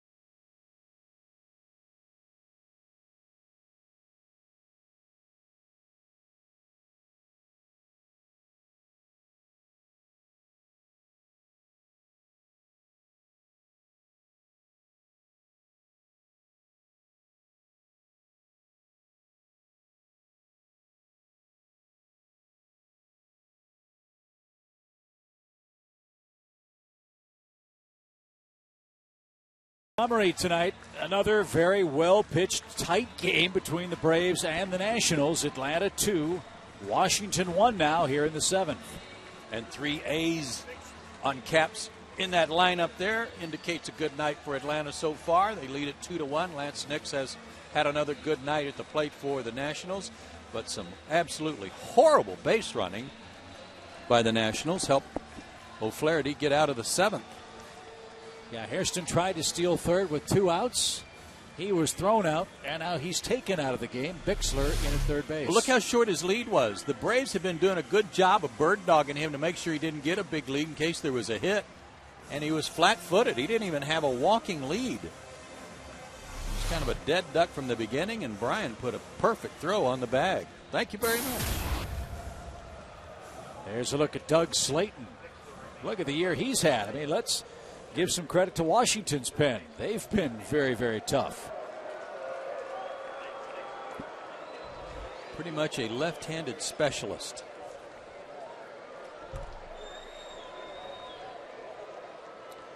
Eric Hinsky starts it off.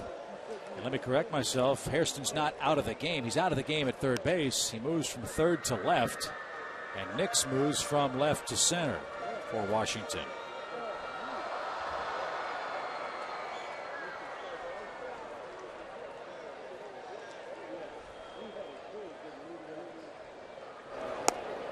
You've heard this 100 times before, I'm sure, but if you're going to try to steal third with 2 outs, you better be absolutely 100% sure you're going to make it before you go.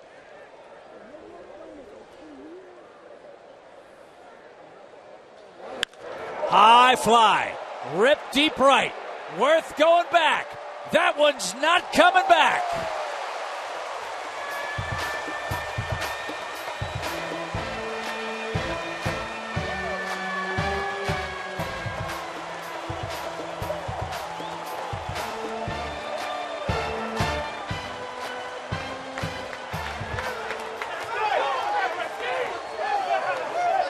He was 7 for 14 with 2 homers coming into the game today when he gets the start. That was against the left-handed starter. This is against a left-handed reliever. He's made a great catch in the outfield to save extra bases. And now unloads. Hinsky now 7 for his last 13. 3 of those hits are home runs. And that gives the Braves a little bit more wiggle room. 3-1 game with 1 out in the 7th. Now Mather will pinch hit for O'Flaherty. He hits pretty homers too, doesn't he? Those big, high, majestic fly balls. Kind of Those are like pretty. the way you used to hit them. Yeah. Out in Simpson Acres, you know? Right. Yeah, it's all coming back. Yeah. Yes, he does.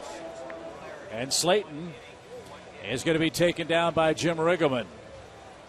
Slayton only gave up 2 homers all last year. He just gave up a biggie to Eric Hinsky, and the Braves extend their lead.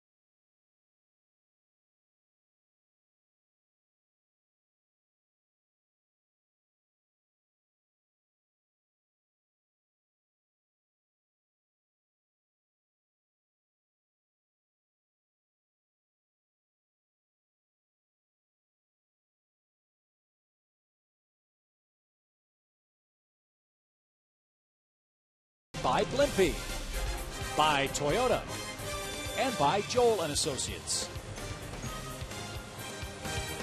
Doug Slayton gives up a home run to Eric Hinske. That extends the Braves' lead to 3-1.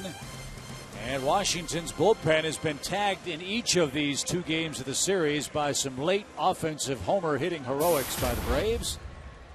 And now Todd Coffey in to punish the Turner Field mound. He's on for the 12th time. And I mean, when he comes in on the sprint. It's like Laser Baker said, he's like a runaway semi that needs that gravel peel-off thing. Thank goodness the mound's out there to slow him down. Folks, he's listed at 6'4", 240. Joe Mather faces him first. And a quick strike. Former Cincinnati Red. Also, last couple of years has pitched for Milwaukee.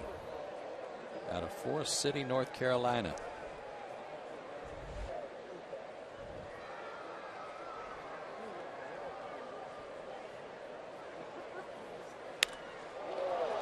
Mather drives one toward left.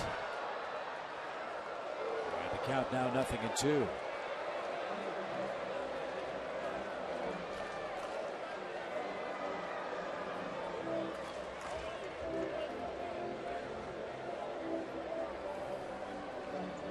Braves touched up Washington's pen last night for 5 runs in the 8th inning. Dan Uggla hit a 3-run homer last night. Eric Hinske hits one off Slayton in the 7th.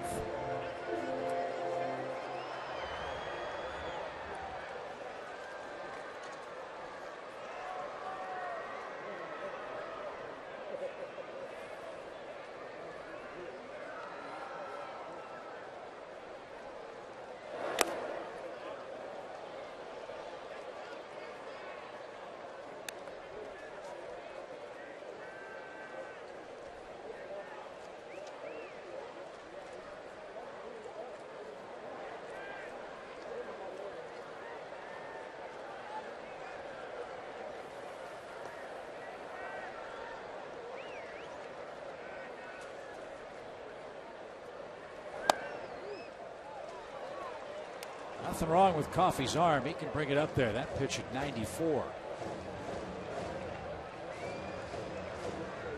Big old strong country boy.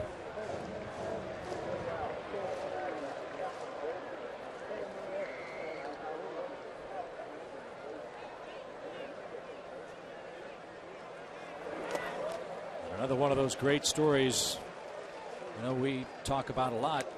It's fun to see the first-round picks, the second-round picks, the high draft choices. Coffey was originally a 41st-round draft pick of the Reds in 1998. And he's got quite a few years under his belt in the big leagues. First joined the Reds in 2005.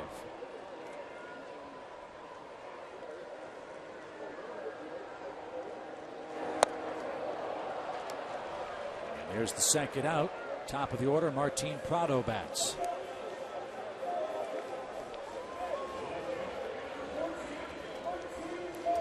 Two-hit game for Prado. An infield hit and a run scored in the first inning. Prado singled to start the 5th and was erased on a double play ball.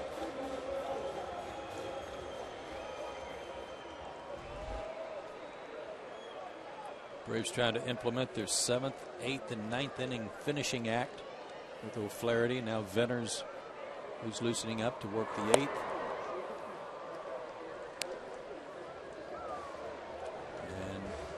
The Braves still have the lead, and we certainly expect them to. In the 9th, it would be Kimbrel. Now Freddie's relief corps a 2-run lead. And now a 2-strike count to Prado.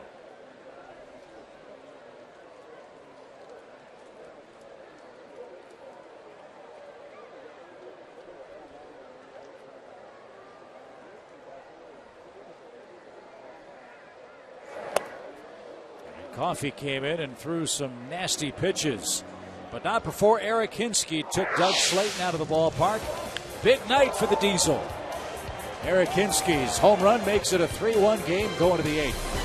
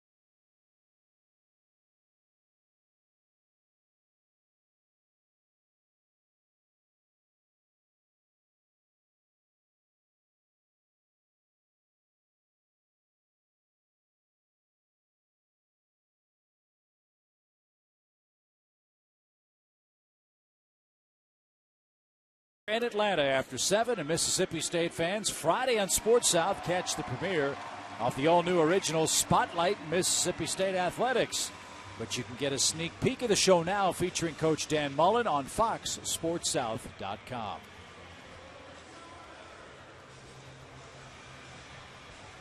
Another AT call to the bullpen. As Joe mentioned, Braves have their 7th, 8th, and 9th inning rotation lined up. The 8th inning man is Johnny Venters. Oh, 92. Thank you, Laser Baker. That would be the ERA of Mr. Venters. And Joe Mather takes over for Eric Hinsky in right. Ian Desmond starts it off and takes ball 2 high. He was at the plate when Hairston had the brain cramp, got thrown out at third to end the inning, representing the tying run.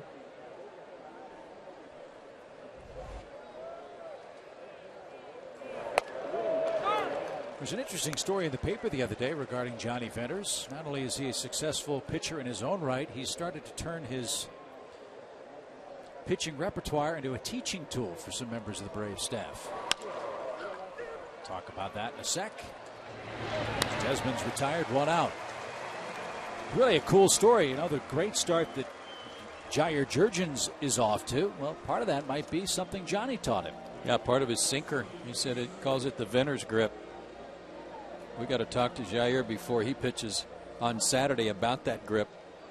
Show the fans how it is different from his normal sinker grip, 2-seamer. Well, whatever it is, it has been outstanding for JJ. Well, if you put a lot of stock in how opponents hit against a various pitcher, then you should like Johnny Venters' numbers. We talk about his great sinker and slider and how hard he throws. Right-handers are now 7 for 47 against him on the year. That's a sub 150 average. And left-handers are 2 for 18 with 7 strikeouts.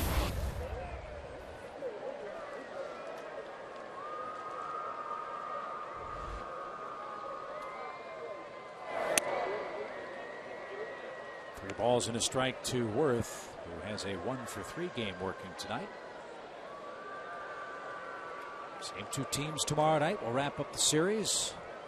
Derek Lowe and Jordan Zimmerman get things started at 7:10. And the tying run comes to the plate. That's not what Johnny wanted. 1 on, 1 out. LaRoche the hitter. Following the Braves-Phillies game this Saturday at 1 o'clock, Ludacris and Jermaine Dupri perform a free post-game concert. Saturday is also the Braves' tribute to the Negro Leagues, and the first 20,000 fans will get an Atlanta Black Crackers cap from Coca-Cola. Visit Braves.com/Ludacris today. Folks, if you haven't seen those replica caps, we've got one in the booth. They are great-looking hats.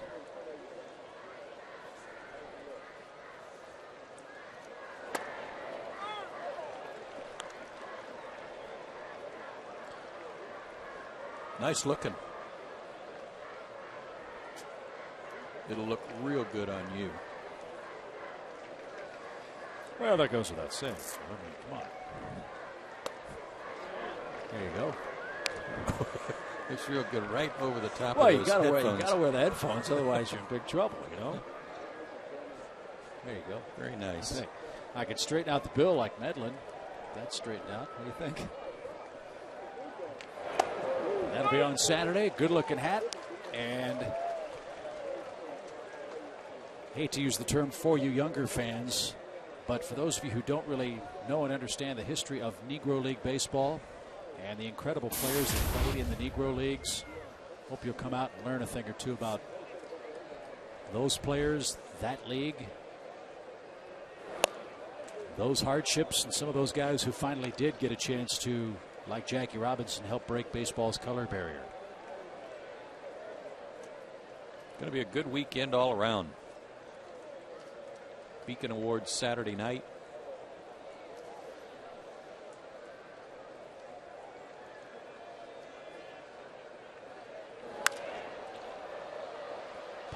popped up, foul, and no play for Chipper.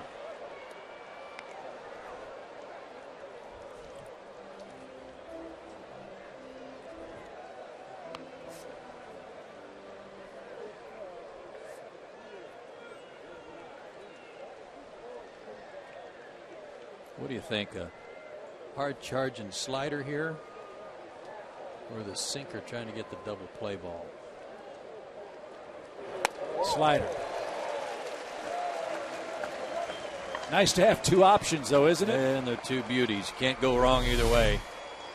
Threw it right at the center of the plate, then had it break away off the plate. Not a whole lot LaRoche could do. Who in your day had a slider like Venter's? Not from that side, but Jack Morris's slider was as good as I saw. It was nasty. Yeah.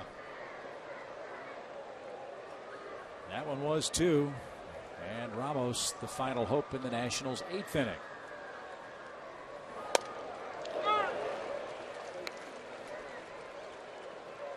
Did you hear the ball hissing from Morris on the way by? Only after I'd fouled it off my ankle. There was a lot of hissing going on then. And Johnny fields his position. And that sets things up beautifully for Atlanta. Braves 3-1 leading. Another run or two wouldn't hurt.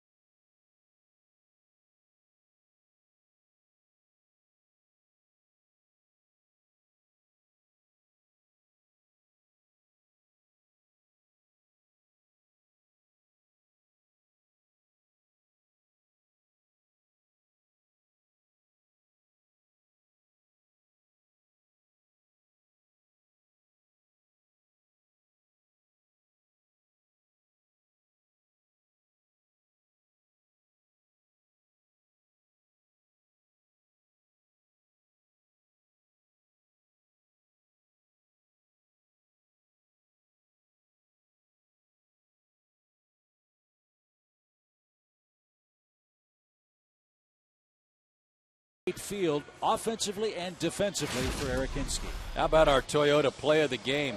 This running catch off the bat of Roger Bernardina. If he doesn't haul it in, that's a double for sure, and maybe a triple. What a great effort by Hinske, the diesel, being imitated here by Peter Moylan, but appreciated by everybody. Great night for him, and of course the leadoff homer in the 7th to give the Braves a little breathing room too. It's a 3-1 game with the 2, 3, and 4 hitters coming up for the Braves.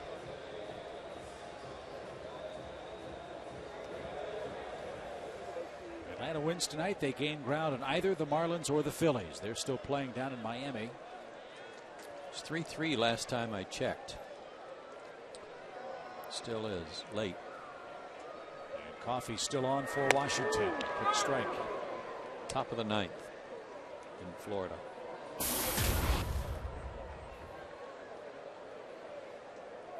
Phillies are in town this weekend, as you know.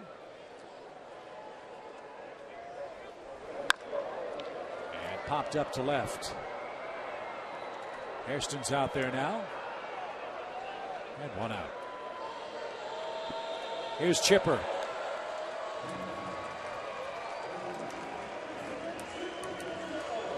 You mentioned last night talking to Chipper, you said that has some things to work on with his swing during this homestand. Yeah, he wasn't satisfied coming out of the Phillies series with the way he was swinging the bat. Went 1 for 3 last night, though. And that base hit came in his last at bat against Sean Burnett, a tough lefty, so his right-handed swing felt good coming out of the game. And drew a walk, scored a run in the first tonight.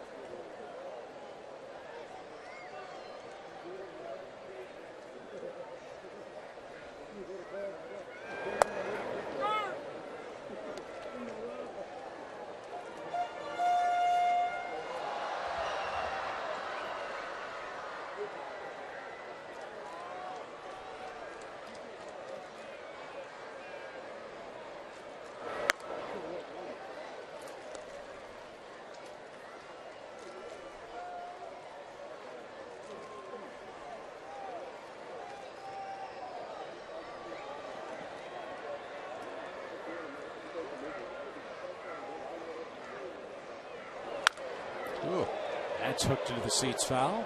Took a little off, and Chipper was all over it, a little too quick on it. But again, it was an off-speed pitch.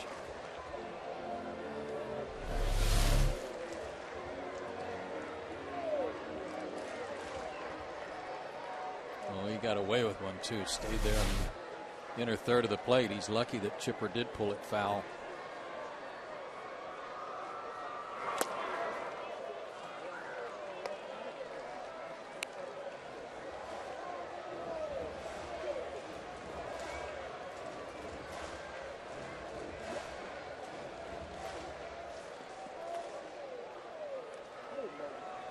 Full count. Is he going to try to trick him?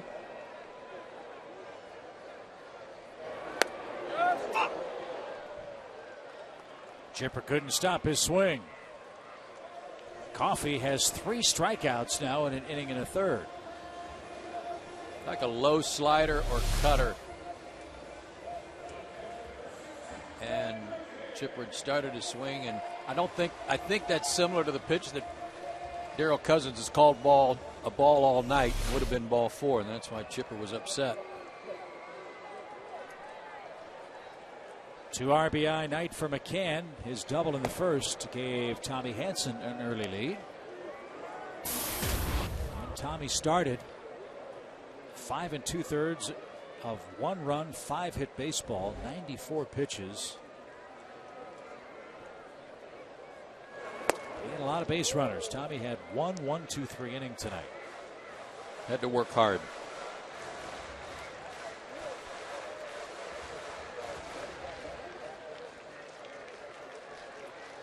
Didn't have a real good command of his fastball, especially the outside part of the plate to lefties, but he had an excellent breaking ball and worked his way through it. He had runners in scoring position in every inning but one, and only gave up the 1 run on 5 hits.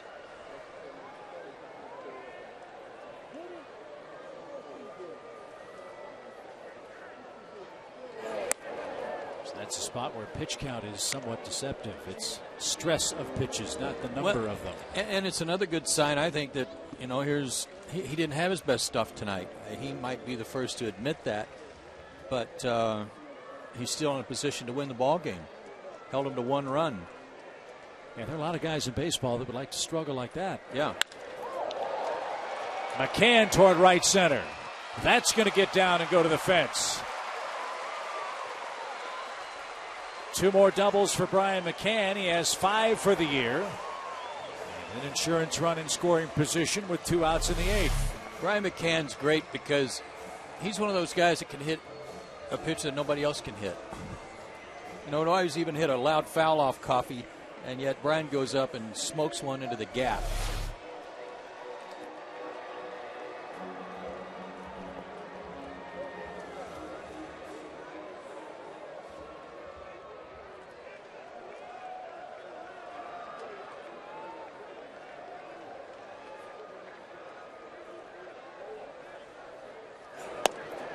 Take a look at this mistake that Coffey made. Now watch Ramos, the catcher. He's patting the dirt. He wants this ball down. He wanted that, maybe a changeup. Wanted it down low and in the dirt, see if he'd chase, but he left it up. And that little bit of elevation caused a problem. Here's Ugla. A 1-strike count. By the way, Brian McCann's 10 hits away from 800 already. Not surprised.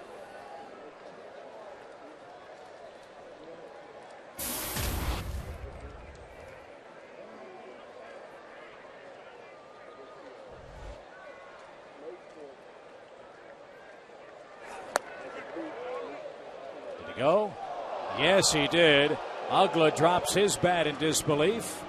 He's rung up, and the Braves are out in the 8th. Did he go?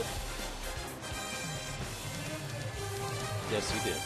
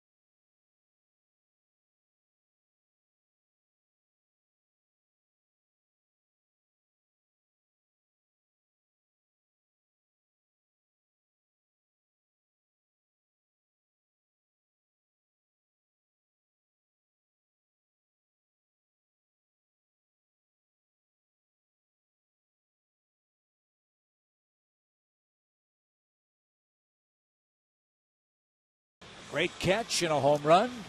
Braves by 2 as we go to the top of the 9th inning. It's Kimbrel time. He answers our AT call to the bullpen. Coming off a good outing. A save at Philadelphia Sunday night. Got into a little bit of a jam. Gave up a hit and a walk and brought the tying run to the plate, but struck out 2 and picked up his 8th save.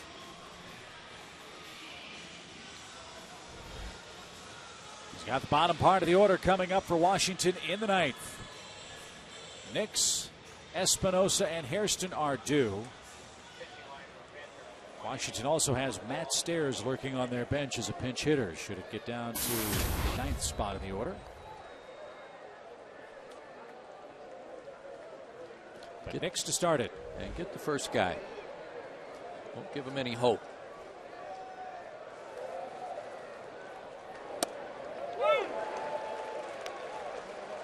Nix has 2 hits and an RBI single tonight. 66 plate appearances without a walk for Nix.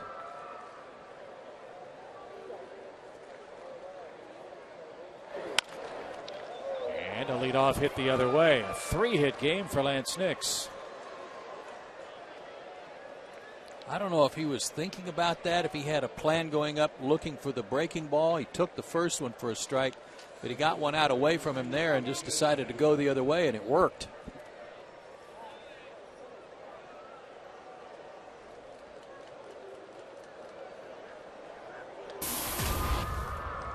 That's his first 3-hit game of the year. Now Espinosa with 1 on and none out.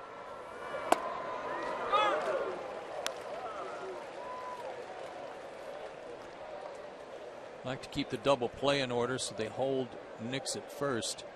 But the guy at the plate's the runner you worry about because he represents the potential tying run.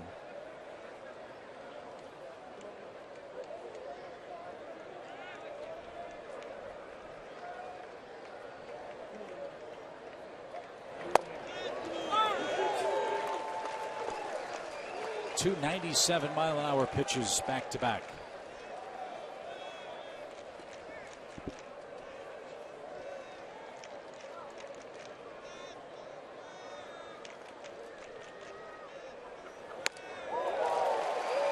Make it 3 in a row. A little tardy. Mr. Espinosa may have been trying or hoping for a breaking ball himself. McCann wanted it upstairs. Kimbrell tried to get a little higher, but didn't matter. Espinosa very late on it. Here's Hairston. Big play in this game was his decision to try to steal third base with 2 outs in a very tight portion of this game. Braves led by a run at that point. And he makes up for it with a single to center on the first pitch. Now the potential go-ahead run comes to the plate, and indeed it is going to be Matt Stairs. That fastball, at least on the stadium radar gun, was 99, and Hairston jumped all over it. Matt Stairs loves the ball down and in. He loves to golf the ball, and he is very good at it. You get it in his happy zone. He's going to be trying to hit one into the bullpen. He is the he's the all-time leader in pinch hit homers with 23.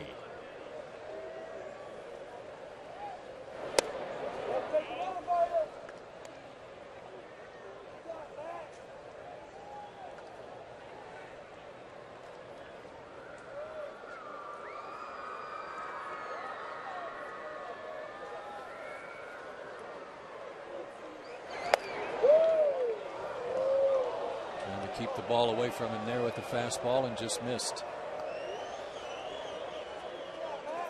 Doesn't run well. Ground ball. Good chance of getting 2. But he is a lift and separate guy.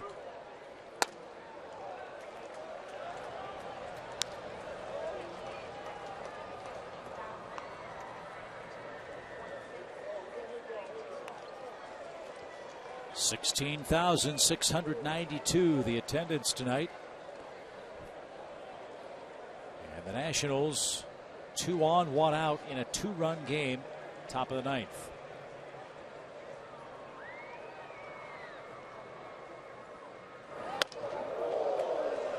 And 4 straight loads the bases.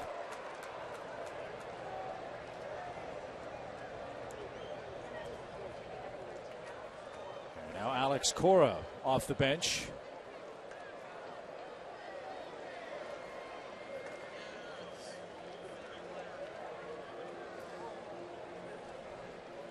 A .222 average. Jason Marquis will pinch run for Stairs at first.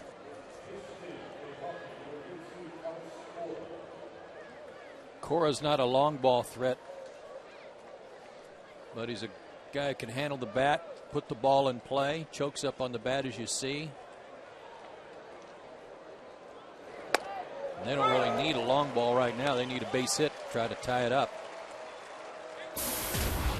Cora's had a hot hand lately, 5 for his last 14. That's on the current Washington trip.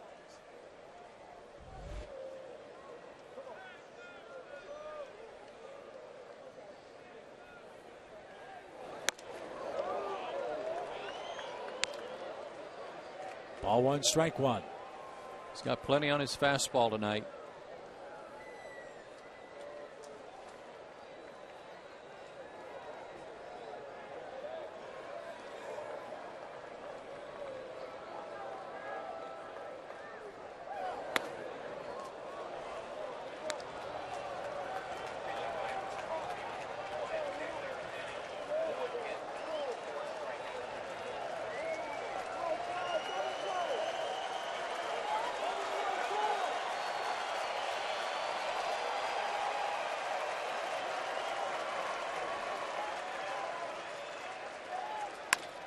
Up the middle, off the second base bag.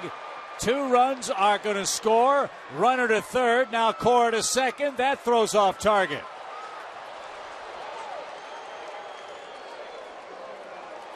A pinch hit single for Alex Cora ties the game. And Nate McLeod tried to get Jason Marquis at third. That allowed Cora to take second, and the double play out of order in the ninth. Right past him, his follow-through took him away from the center of the diamond, and the ground ball went right by him. Otherwise, it's a comebacker and a chance for an easy double play. And, of course, when the ball hit the bag, that slowed it down enough that there's no play at the plate. And Nate trying to throw on the run didn't have anything on his throw, and that allowed Cora to advance, too. 3 singles and a walk has tied this game for Washington in the ninth. And now the infield comes in for Ian Desmond, who's 1 for 4 in the game.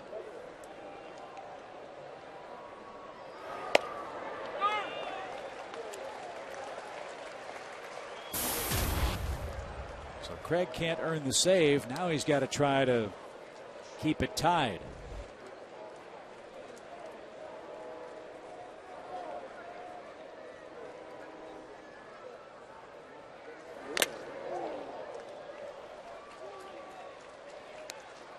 I thought when he struck out Espinosa, especially the way he made him look, that he gained some confidence from that. And then all of a sudden, Hairston turns around a 99-mile-an-hour fastball on the first pitch. Kind of put a dent in that confidence, and he walked stairs. That's right down the middle. Desmond couldn't pull the trigger.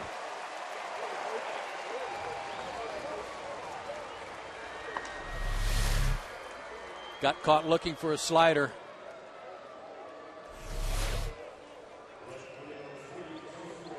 Now Worth hits.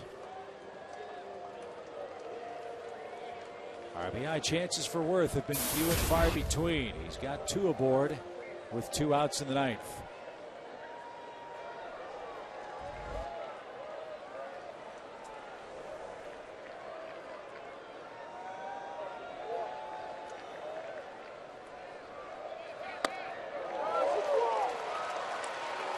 Faced Kimbrel once before and doubled off of him. And I should say another at bat where he walked.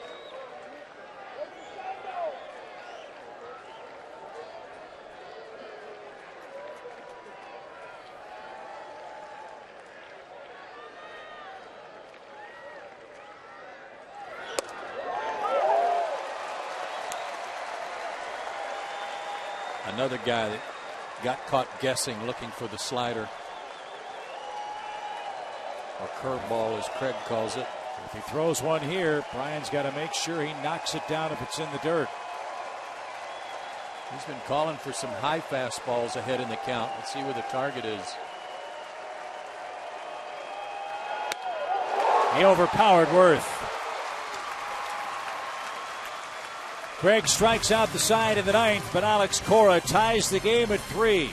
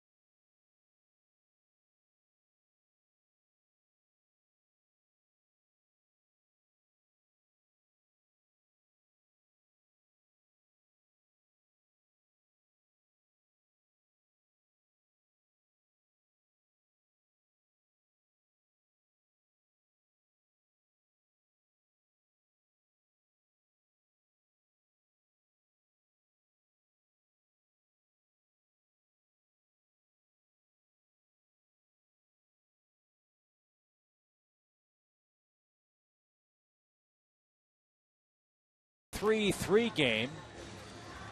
And Sean Burnett is on to pitch for the Nationals. Joe mentioned he's done some closing for them in the past. He had a rough night last night in that 8th inning when the Braves scored their 5 runs. He was brought in to pitch to Chipper, and he gave up an RBI single right away to Chipper and then walked McCann, the only 2 batters he faced. Alex Cora did the damage at the plate.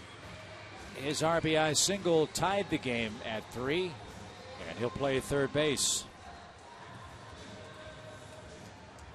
Freddie Freeman first. Brooks Conrad's grabbed a bat. He's on deck. And Nate McLouth.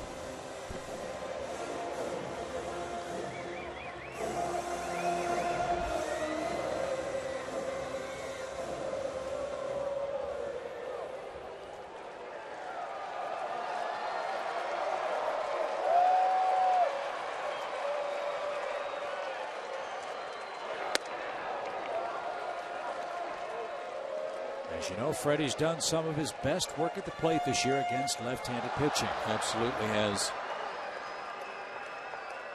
Never flinches.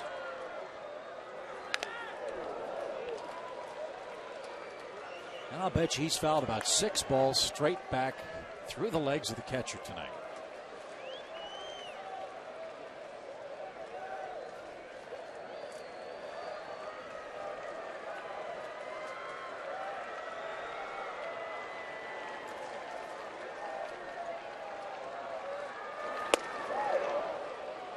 There's that spot. They come right up under his hands. And when he dives into the plate, it's a tough pitch to handle. Try to get the barrel of the bat to that.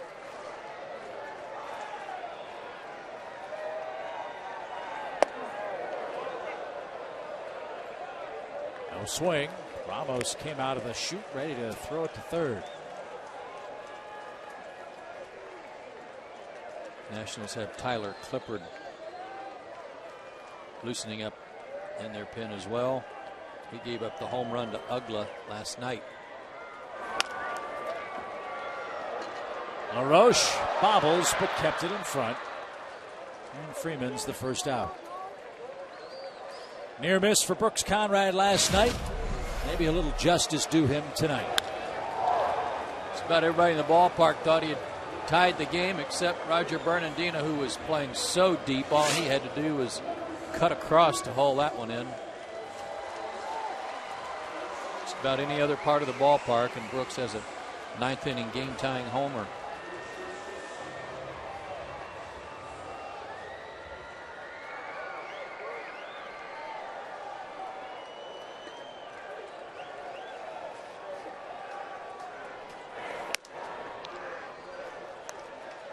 The Phillies ended up winning their game tonight. They beat the Marlins and Leo Nunez in the 9th. Braves have to win this one to stay 4 back of Philadelphia.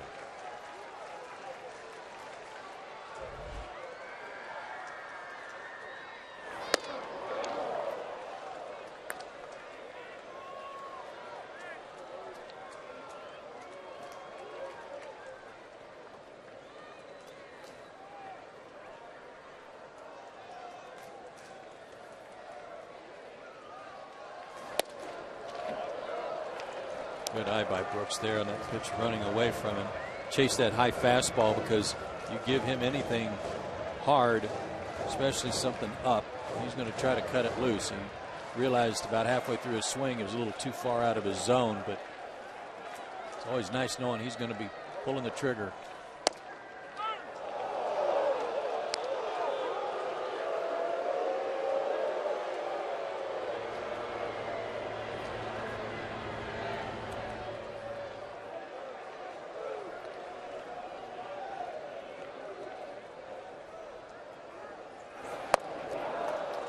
Two outs.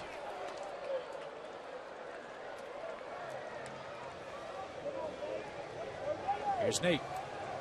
He's 1 for 3. Todd Coffey had a good inning in 2/3, struck out 4 guys. Now Burnett has a strikeout.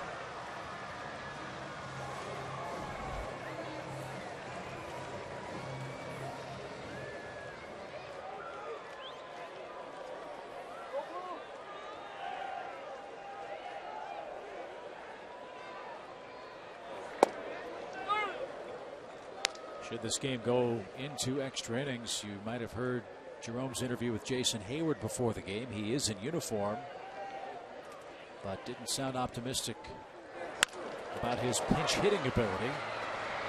We'll see if that comes into play, as this game indeed is going to extra innings. 3-3 our score. We go to the 10th in Atlanta.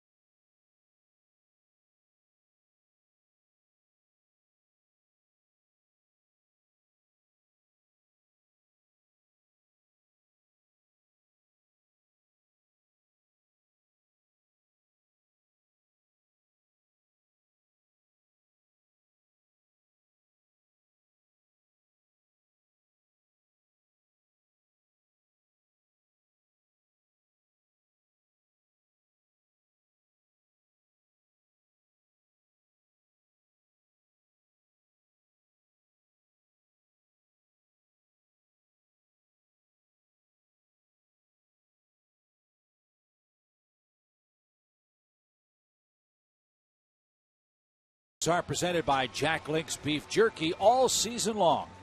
Jack Link's Beef Jerky, feed your wild side. And in the early going, Joe, both the Braves and Nationals have been busy during bonus baseball time. Nationals have a better record in extra innings. They're 4-1. Braves are 1-3. Now George Sherrill will answer the AT call to the bullpen. Rough ninth for Craig Kimbrell. 3 hits, a walk, 2 runs, 3 strikeouts. And his third blown save of the season. Now Sherrill will try to keep the Nationals off the board and get this game back in the hands of the Braves batters. He last pitched on the 7th at Philadelphia, an inning and a third, zeros across with a strikeout. He's had a good run. No runs allowed in his last 8 outings.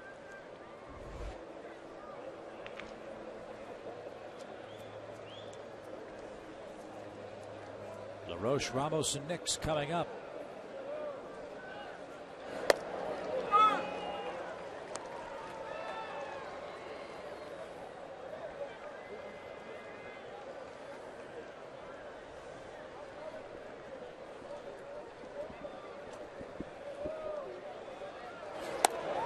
Sherrill's in the game. The Braves have Scott Linebrink down in their bullpen. I'll bet you they'd try like crazy to stay away from Christian Martinez if they could after 3 innings last night.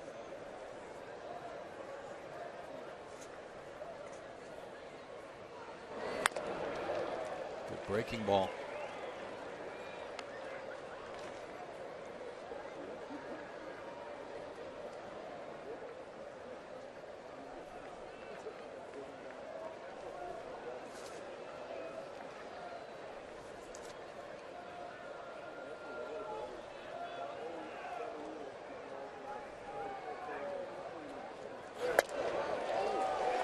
And a 91-mile-an-hour fastball retires LaRoche. George has rediscovered a little bit of zip on his fastball. It's a little better than it was in spring training at the beginning of the year. Always effective against left-handed hitters, but he's airing it out. I know a lot of folks in the Southeast, their thoughts and prayers have gone out to the folks in North Georgia, Alabama, all the horrible tornadoes. George Sherrill is from Memphis, and they're going through some tough times too with all the flooding in the Mississippi River. So I hope you'll keep those folks in mind too during these troubled weather times.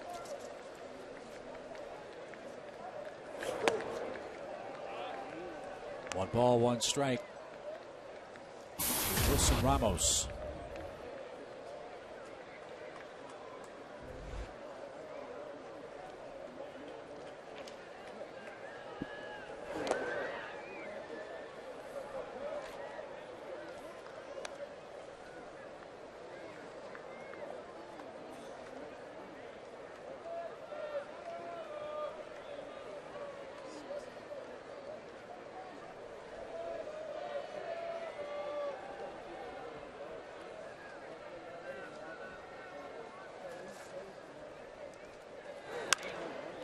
Braves are in better shape from an extra player standpoint. Atlanta still has David Ross, Diori Hernandez, and Jason Hayward available. Again, not sure about Hayward's exact availability, but as he put it, he'd probably be the last option. And by my count, the Washington roster only has Pudge Rodriguez left. That's what I've got too.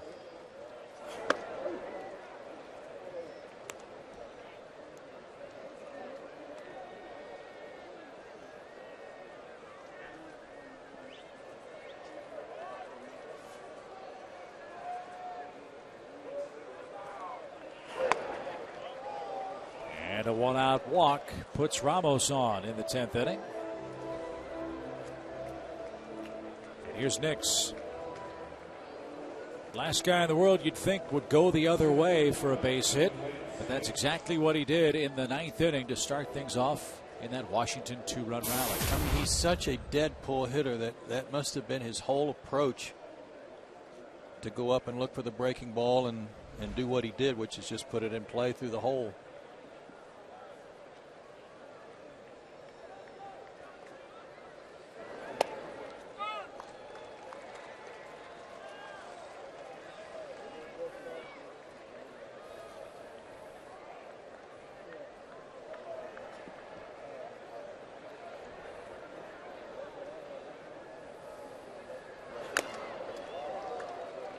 Two.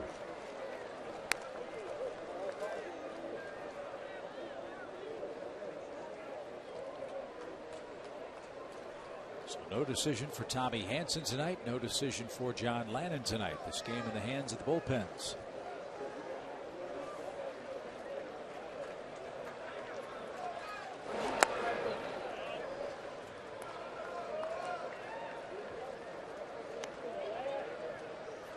The good thing for Freddie Gonzalez and the bench is that even though the 9th spot is due up first in the bottom of the 10th, Joe Mather is there. He was plugged in there and left in the game earlier tonight.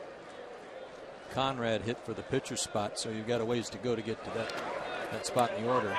That one bounces away from Bryan, and Ramos will move up. That'll be a wild pitch.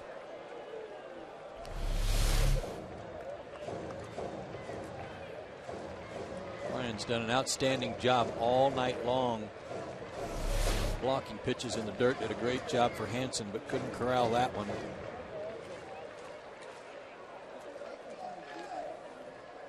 So the double play out of order. You do have 2 strikes on Nix and a big lumbering catcher out at second base.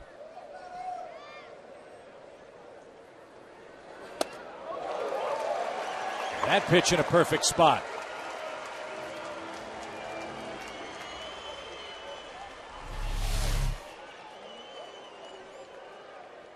Fastball up, threw it above his hands, and he couldn't catch up. So Nix down on strikes. Ramos at second with 2 outs. And Freddie Gonzalez is going to again go to his bullpen. He's running through them tonight in a 3-3 game in the 10th.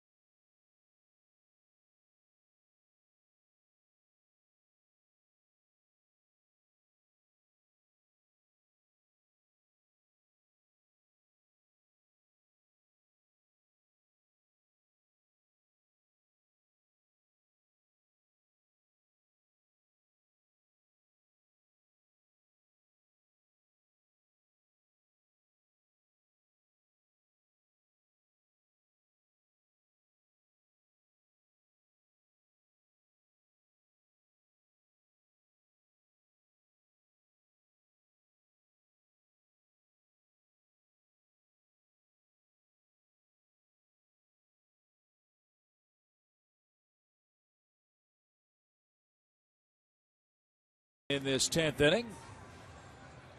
And there's only one man left down in that Braves pen. Christian Martinez remains for Scott Linebrink is on. He also pitched on the 7th of May, but only a third of an inning. Well rested, but he's in a situation, provided he gets out of this inning, and depending on how long it takes for the Braves to score, he might have to go multiple innings, and he hasn't done that very often.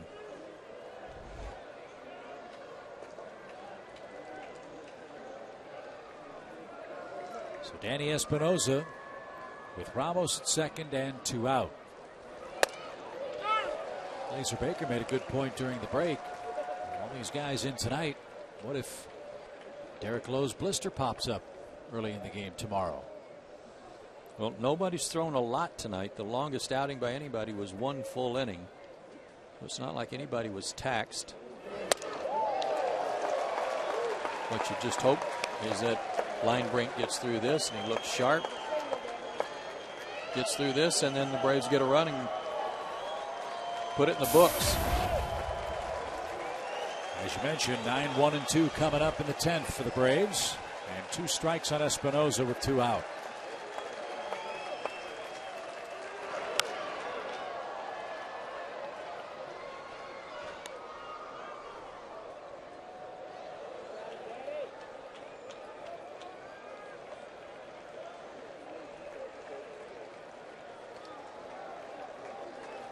Got Espinosa to chase up in the zone late on a fastball from Kimbrel in the 9th.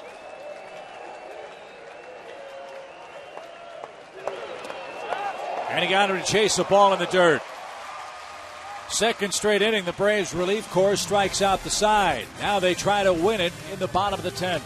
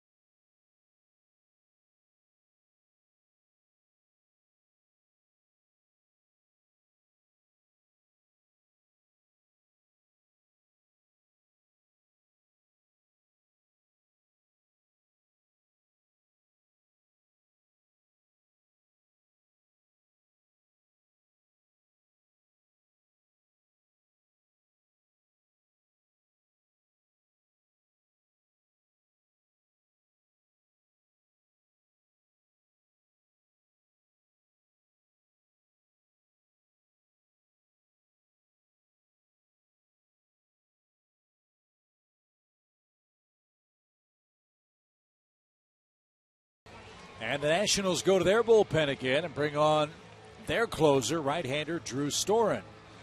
And here's how we've gotten 2 extra innings tonight. First of all, Braves are up 2-1 when Eric Kinske led off the 7th with what looked like a perfect insurance run.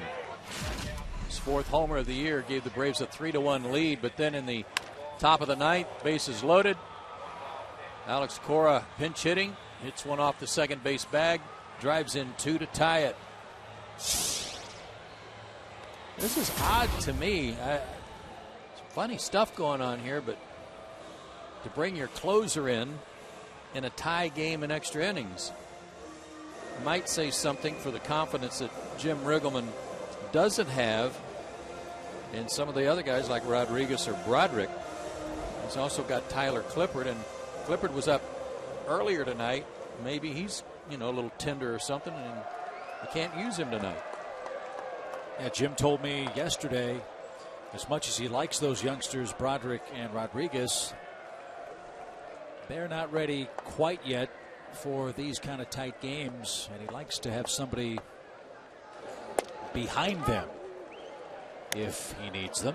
It's not to say he won't use them, And hey, this is a big game for Washington. They win this one, they're back at 500. Clippard's certainly capable of finishing a game if Storen goes through the order. I mean, goes through the lineup here, gets 1, 2, 3, and then the Nats score. Clippard's certainly capable of closing if they need him to, if Storen can't go a multiple inning. If I'm not mistaken, Storen's spot is the 9th spot on their lineup card, which is coming up second if we get to the 11th inning. That's right. Let's not get there. Let's take care of business right here.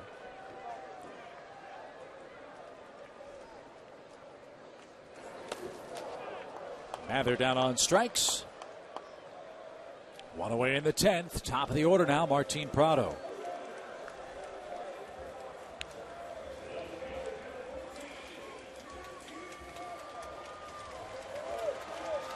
Six strikeouts for Braves batters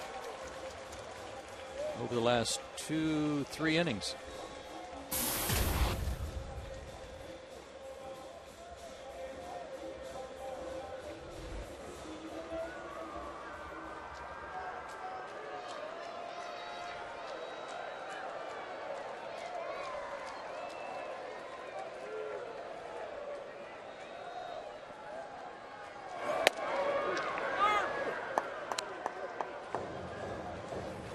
Storen last night a 1-2-3 inning, but it was scary for him when Conrad hit that deep fly to center. It almost went out of here. Did not fan anybody.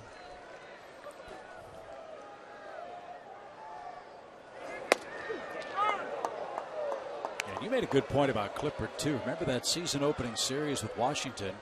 We both came away from that series asking, why in the world isn't Clippard closing? Especially when this guy was scuffling and coming out of spring training. Yeah, he's tough.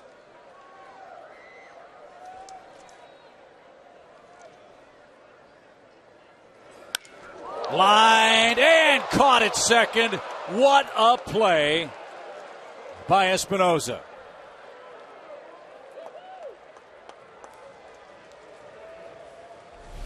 Good piece of hitting here by Martin, lining this slider, but what a play by Espinoza. He was getting some help too.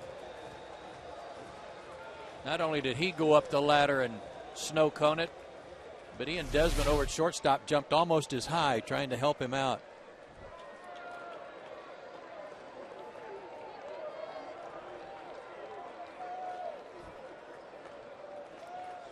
Here's Alex Gonzalez. This always cracks me up. Watch Desmond, the shortstop.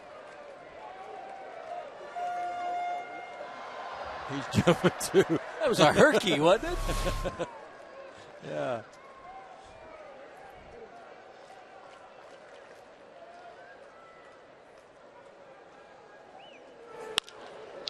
To third. And Cora with a clean pick.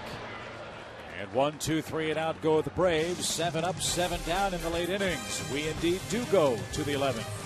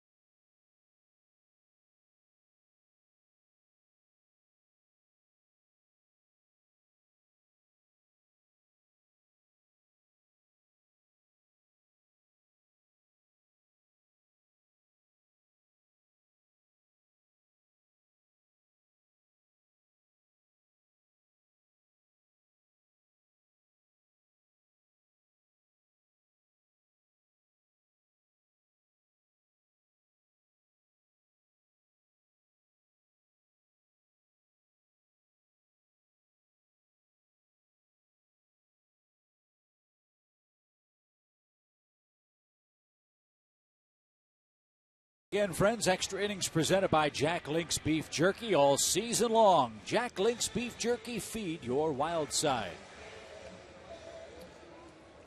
Scott Linebrink out for a full inning. He's got Hairston, then the pitcher spot, and then Alex Cora for the Nationals.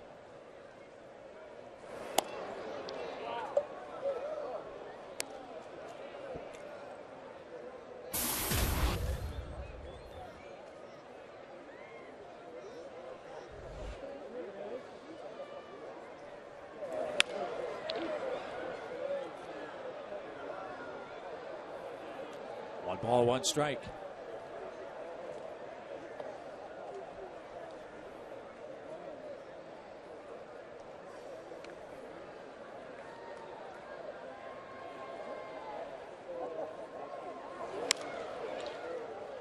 Popped up to first. One out.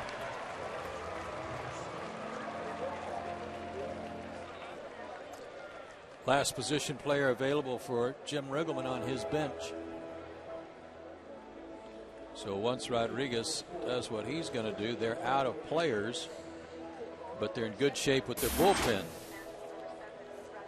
Braves have bench players available, but they're getting real thin in the pen.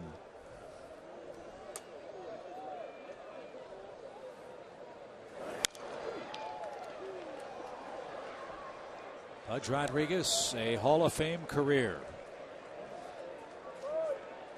Friday at Florida, logged his 1,200th win as a catcher.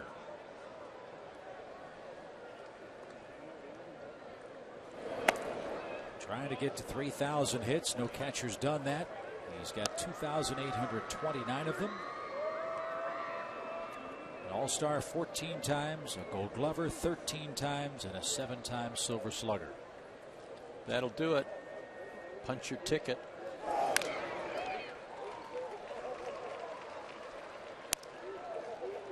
And as we talked about last night, knowing that Ramos is the catcher of the present and future, this guy hasn't said a word other than, I'll do everything I can to help him become a terrific catcher. I know he'd like to get to 3,000 hits. I just don't think it's in the cards. And Linebrink hits him with a 1-2 count.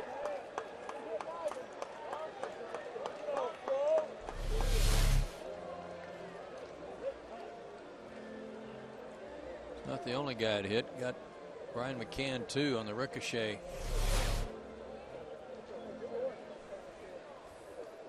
Scott's hit some people this year, hasn't he?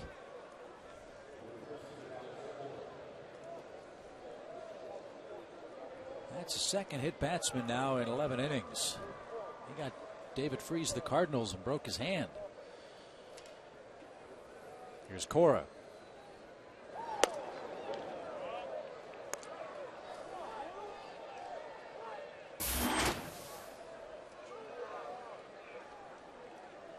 He may be over 7 against Linebrink, but he's 1 for 1 off Craig Kimbrell tonight. I do remember that. A big hit back through the middle. Pudge running, and Cora fills the gap on the right side.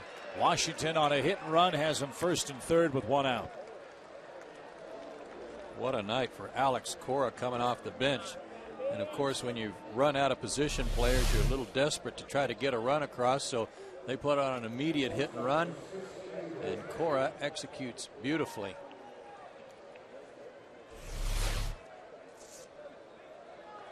Now, Desmond's got to make some contact. First and third, 1 out.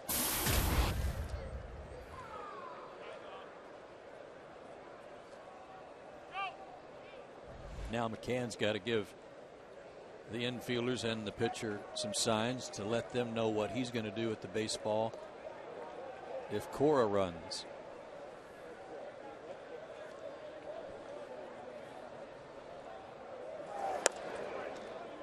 This is an amazing game. Dave Baker tells us that Washington has had a runner in scoring position in every inning tonight, but the 8th and the 5th. Right. That's 9 of the 11. Yeah. That is a fair ball. Ian Desmond made contact and doubles to left. Pudge scores. Getting the green light is Cora. He's going to come home and score. It's an RBI double, and the Washington Nationals have gotten off the deck to lead 5-3.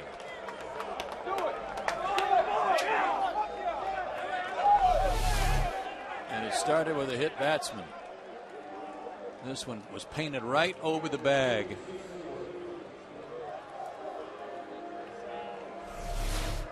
And while Desmond didn't hit a homer, he does some more damage to Atlanta again. His 7th double, his 13th and 14th RBI. And now Worth hits with 1 out. McCann will try to throw out Desmond and can't get him. And the Nationals folks are fired up.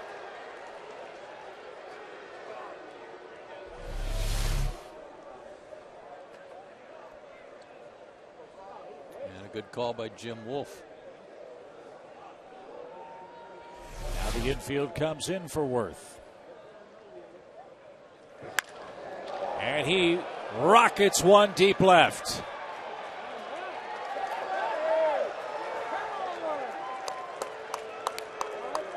A 2-run homer.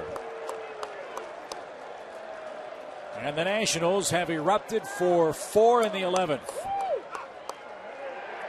And lead 7-3.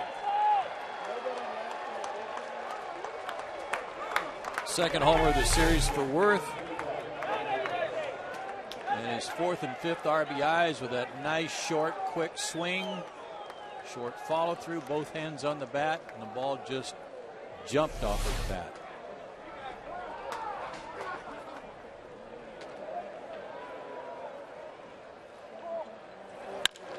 LaRoche single to right.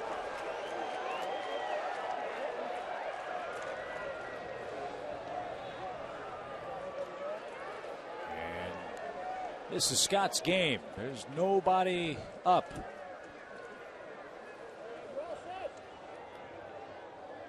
Dave Wallace will let Scott catch his breath here. He's been hit awfully hard.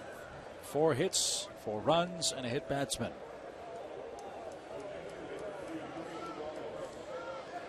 Tyler Clippard will try and finish the game for the Nationals. He's loosening up now after they hit for Drew Storen.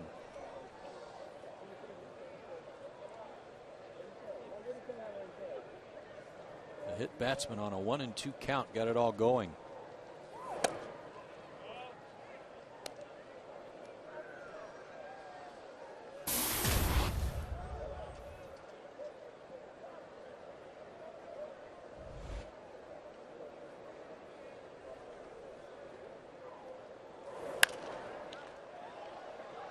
And some guys going up there free swinging now.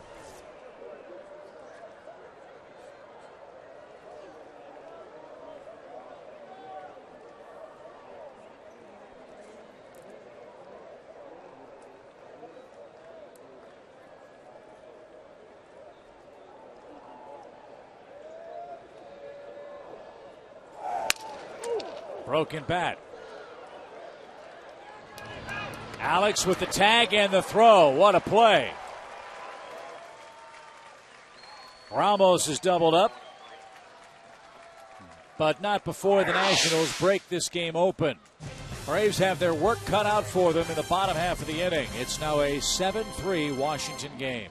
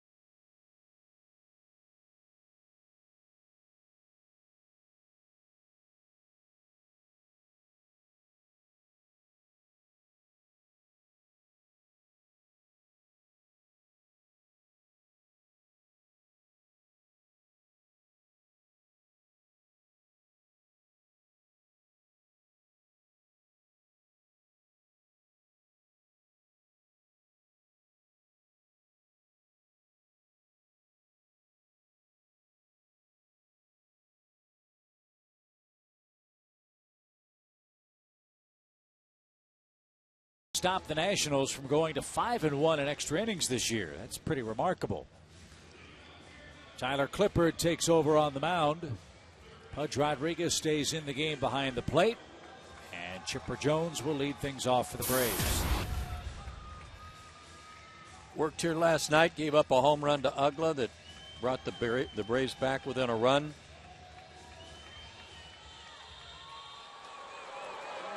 And he's warmed up a couple of 3 times tonight. We'll see what he's got left in the tank. This is not a save situation. League only hitting a .194 against him, though. 14 hits allowed in 21 2/3 innings. The home run by Ugla, the second he's allowed this year. But a big hill to climb here in the 11th.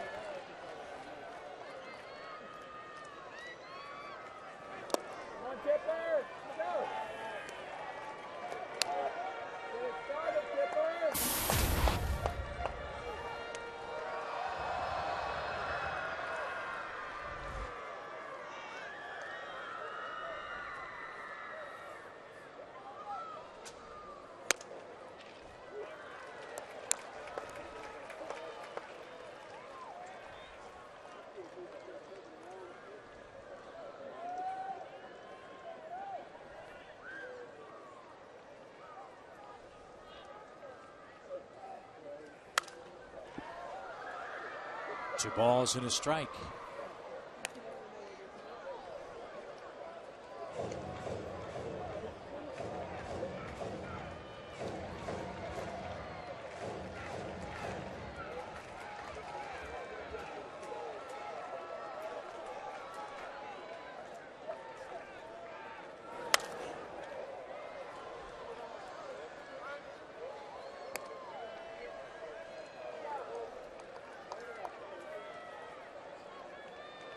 Nice 4-run lead for Clippard. All he's got to do is relax and let it fly, and he can throw hard.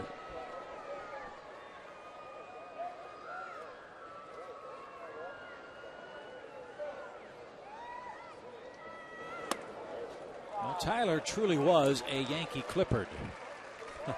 He was originally a New York Yankee farmhand. Got to the big leagues with the Pinstripers back in 2007.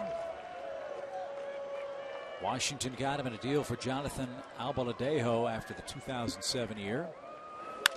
And Chipper greets him with an extra base hit to left center. Good start to the 11th. Chipper has his first base hit of the game. His 12th double ties for the lead with Carlos Beltran and Jose Reyes. And that was a good at bat. He had some good swings, fouling off a couple of pitches before he got that one.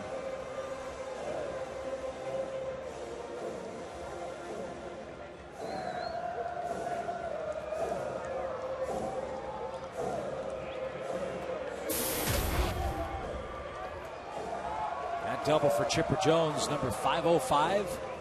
Breaks a tie, I think, with Robbie Alomar among switch hitters. So Chipper's all by himself in third place for doubles by a switch hitter. 55 behind Eddie Murray, who's second. To Pete Rose in that category. Here's Brian McCann.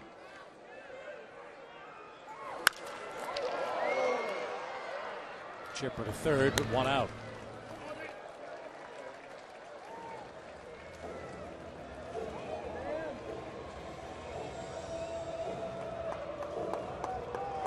Lowe and Zimmerman in the series wrap up tomorrow night. Will it be for a sweep for the Nationals, or will the Braves and Washington play the rubber game tomorrow? Braves need 4 runs for the latter to happen, or at least have a chance to have it happen.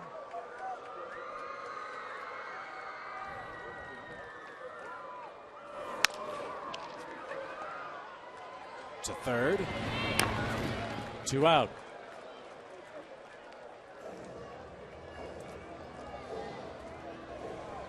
Freddie Freeman, the last hope. This has got to go in the books as one of the best wins of the year for Washington, I would guess. Down 3-1 in the 9th on the road with Kimbrel out there, and come back and tie. Well, they have been battle tested, as we told you. The Nationals have played just 2 teams with losing records all year coming into this series. And they're 1 out away from getting back to 500 and winning this series outright against the Braves. And winning back-to-back series within the division on the road. They beat the Florida Marlins 2 out of 3 before they came to town.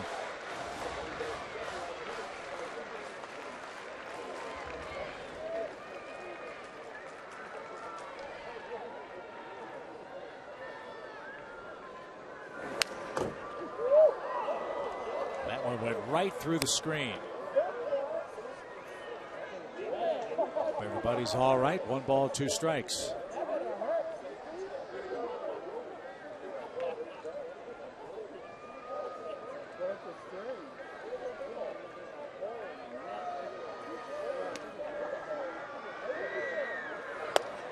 And that's your ball game.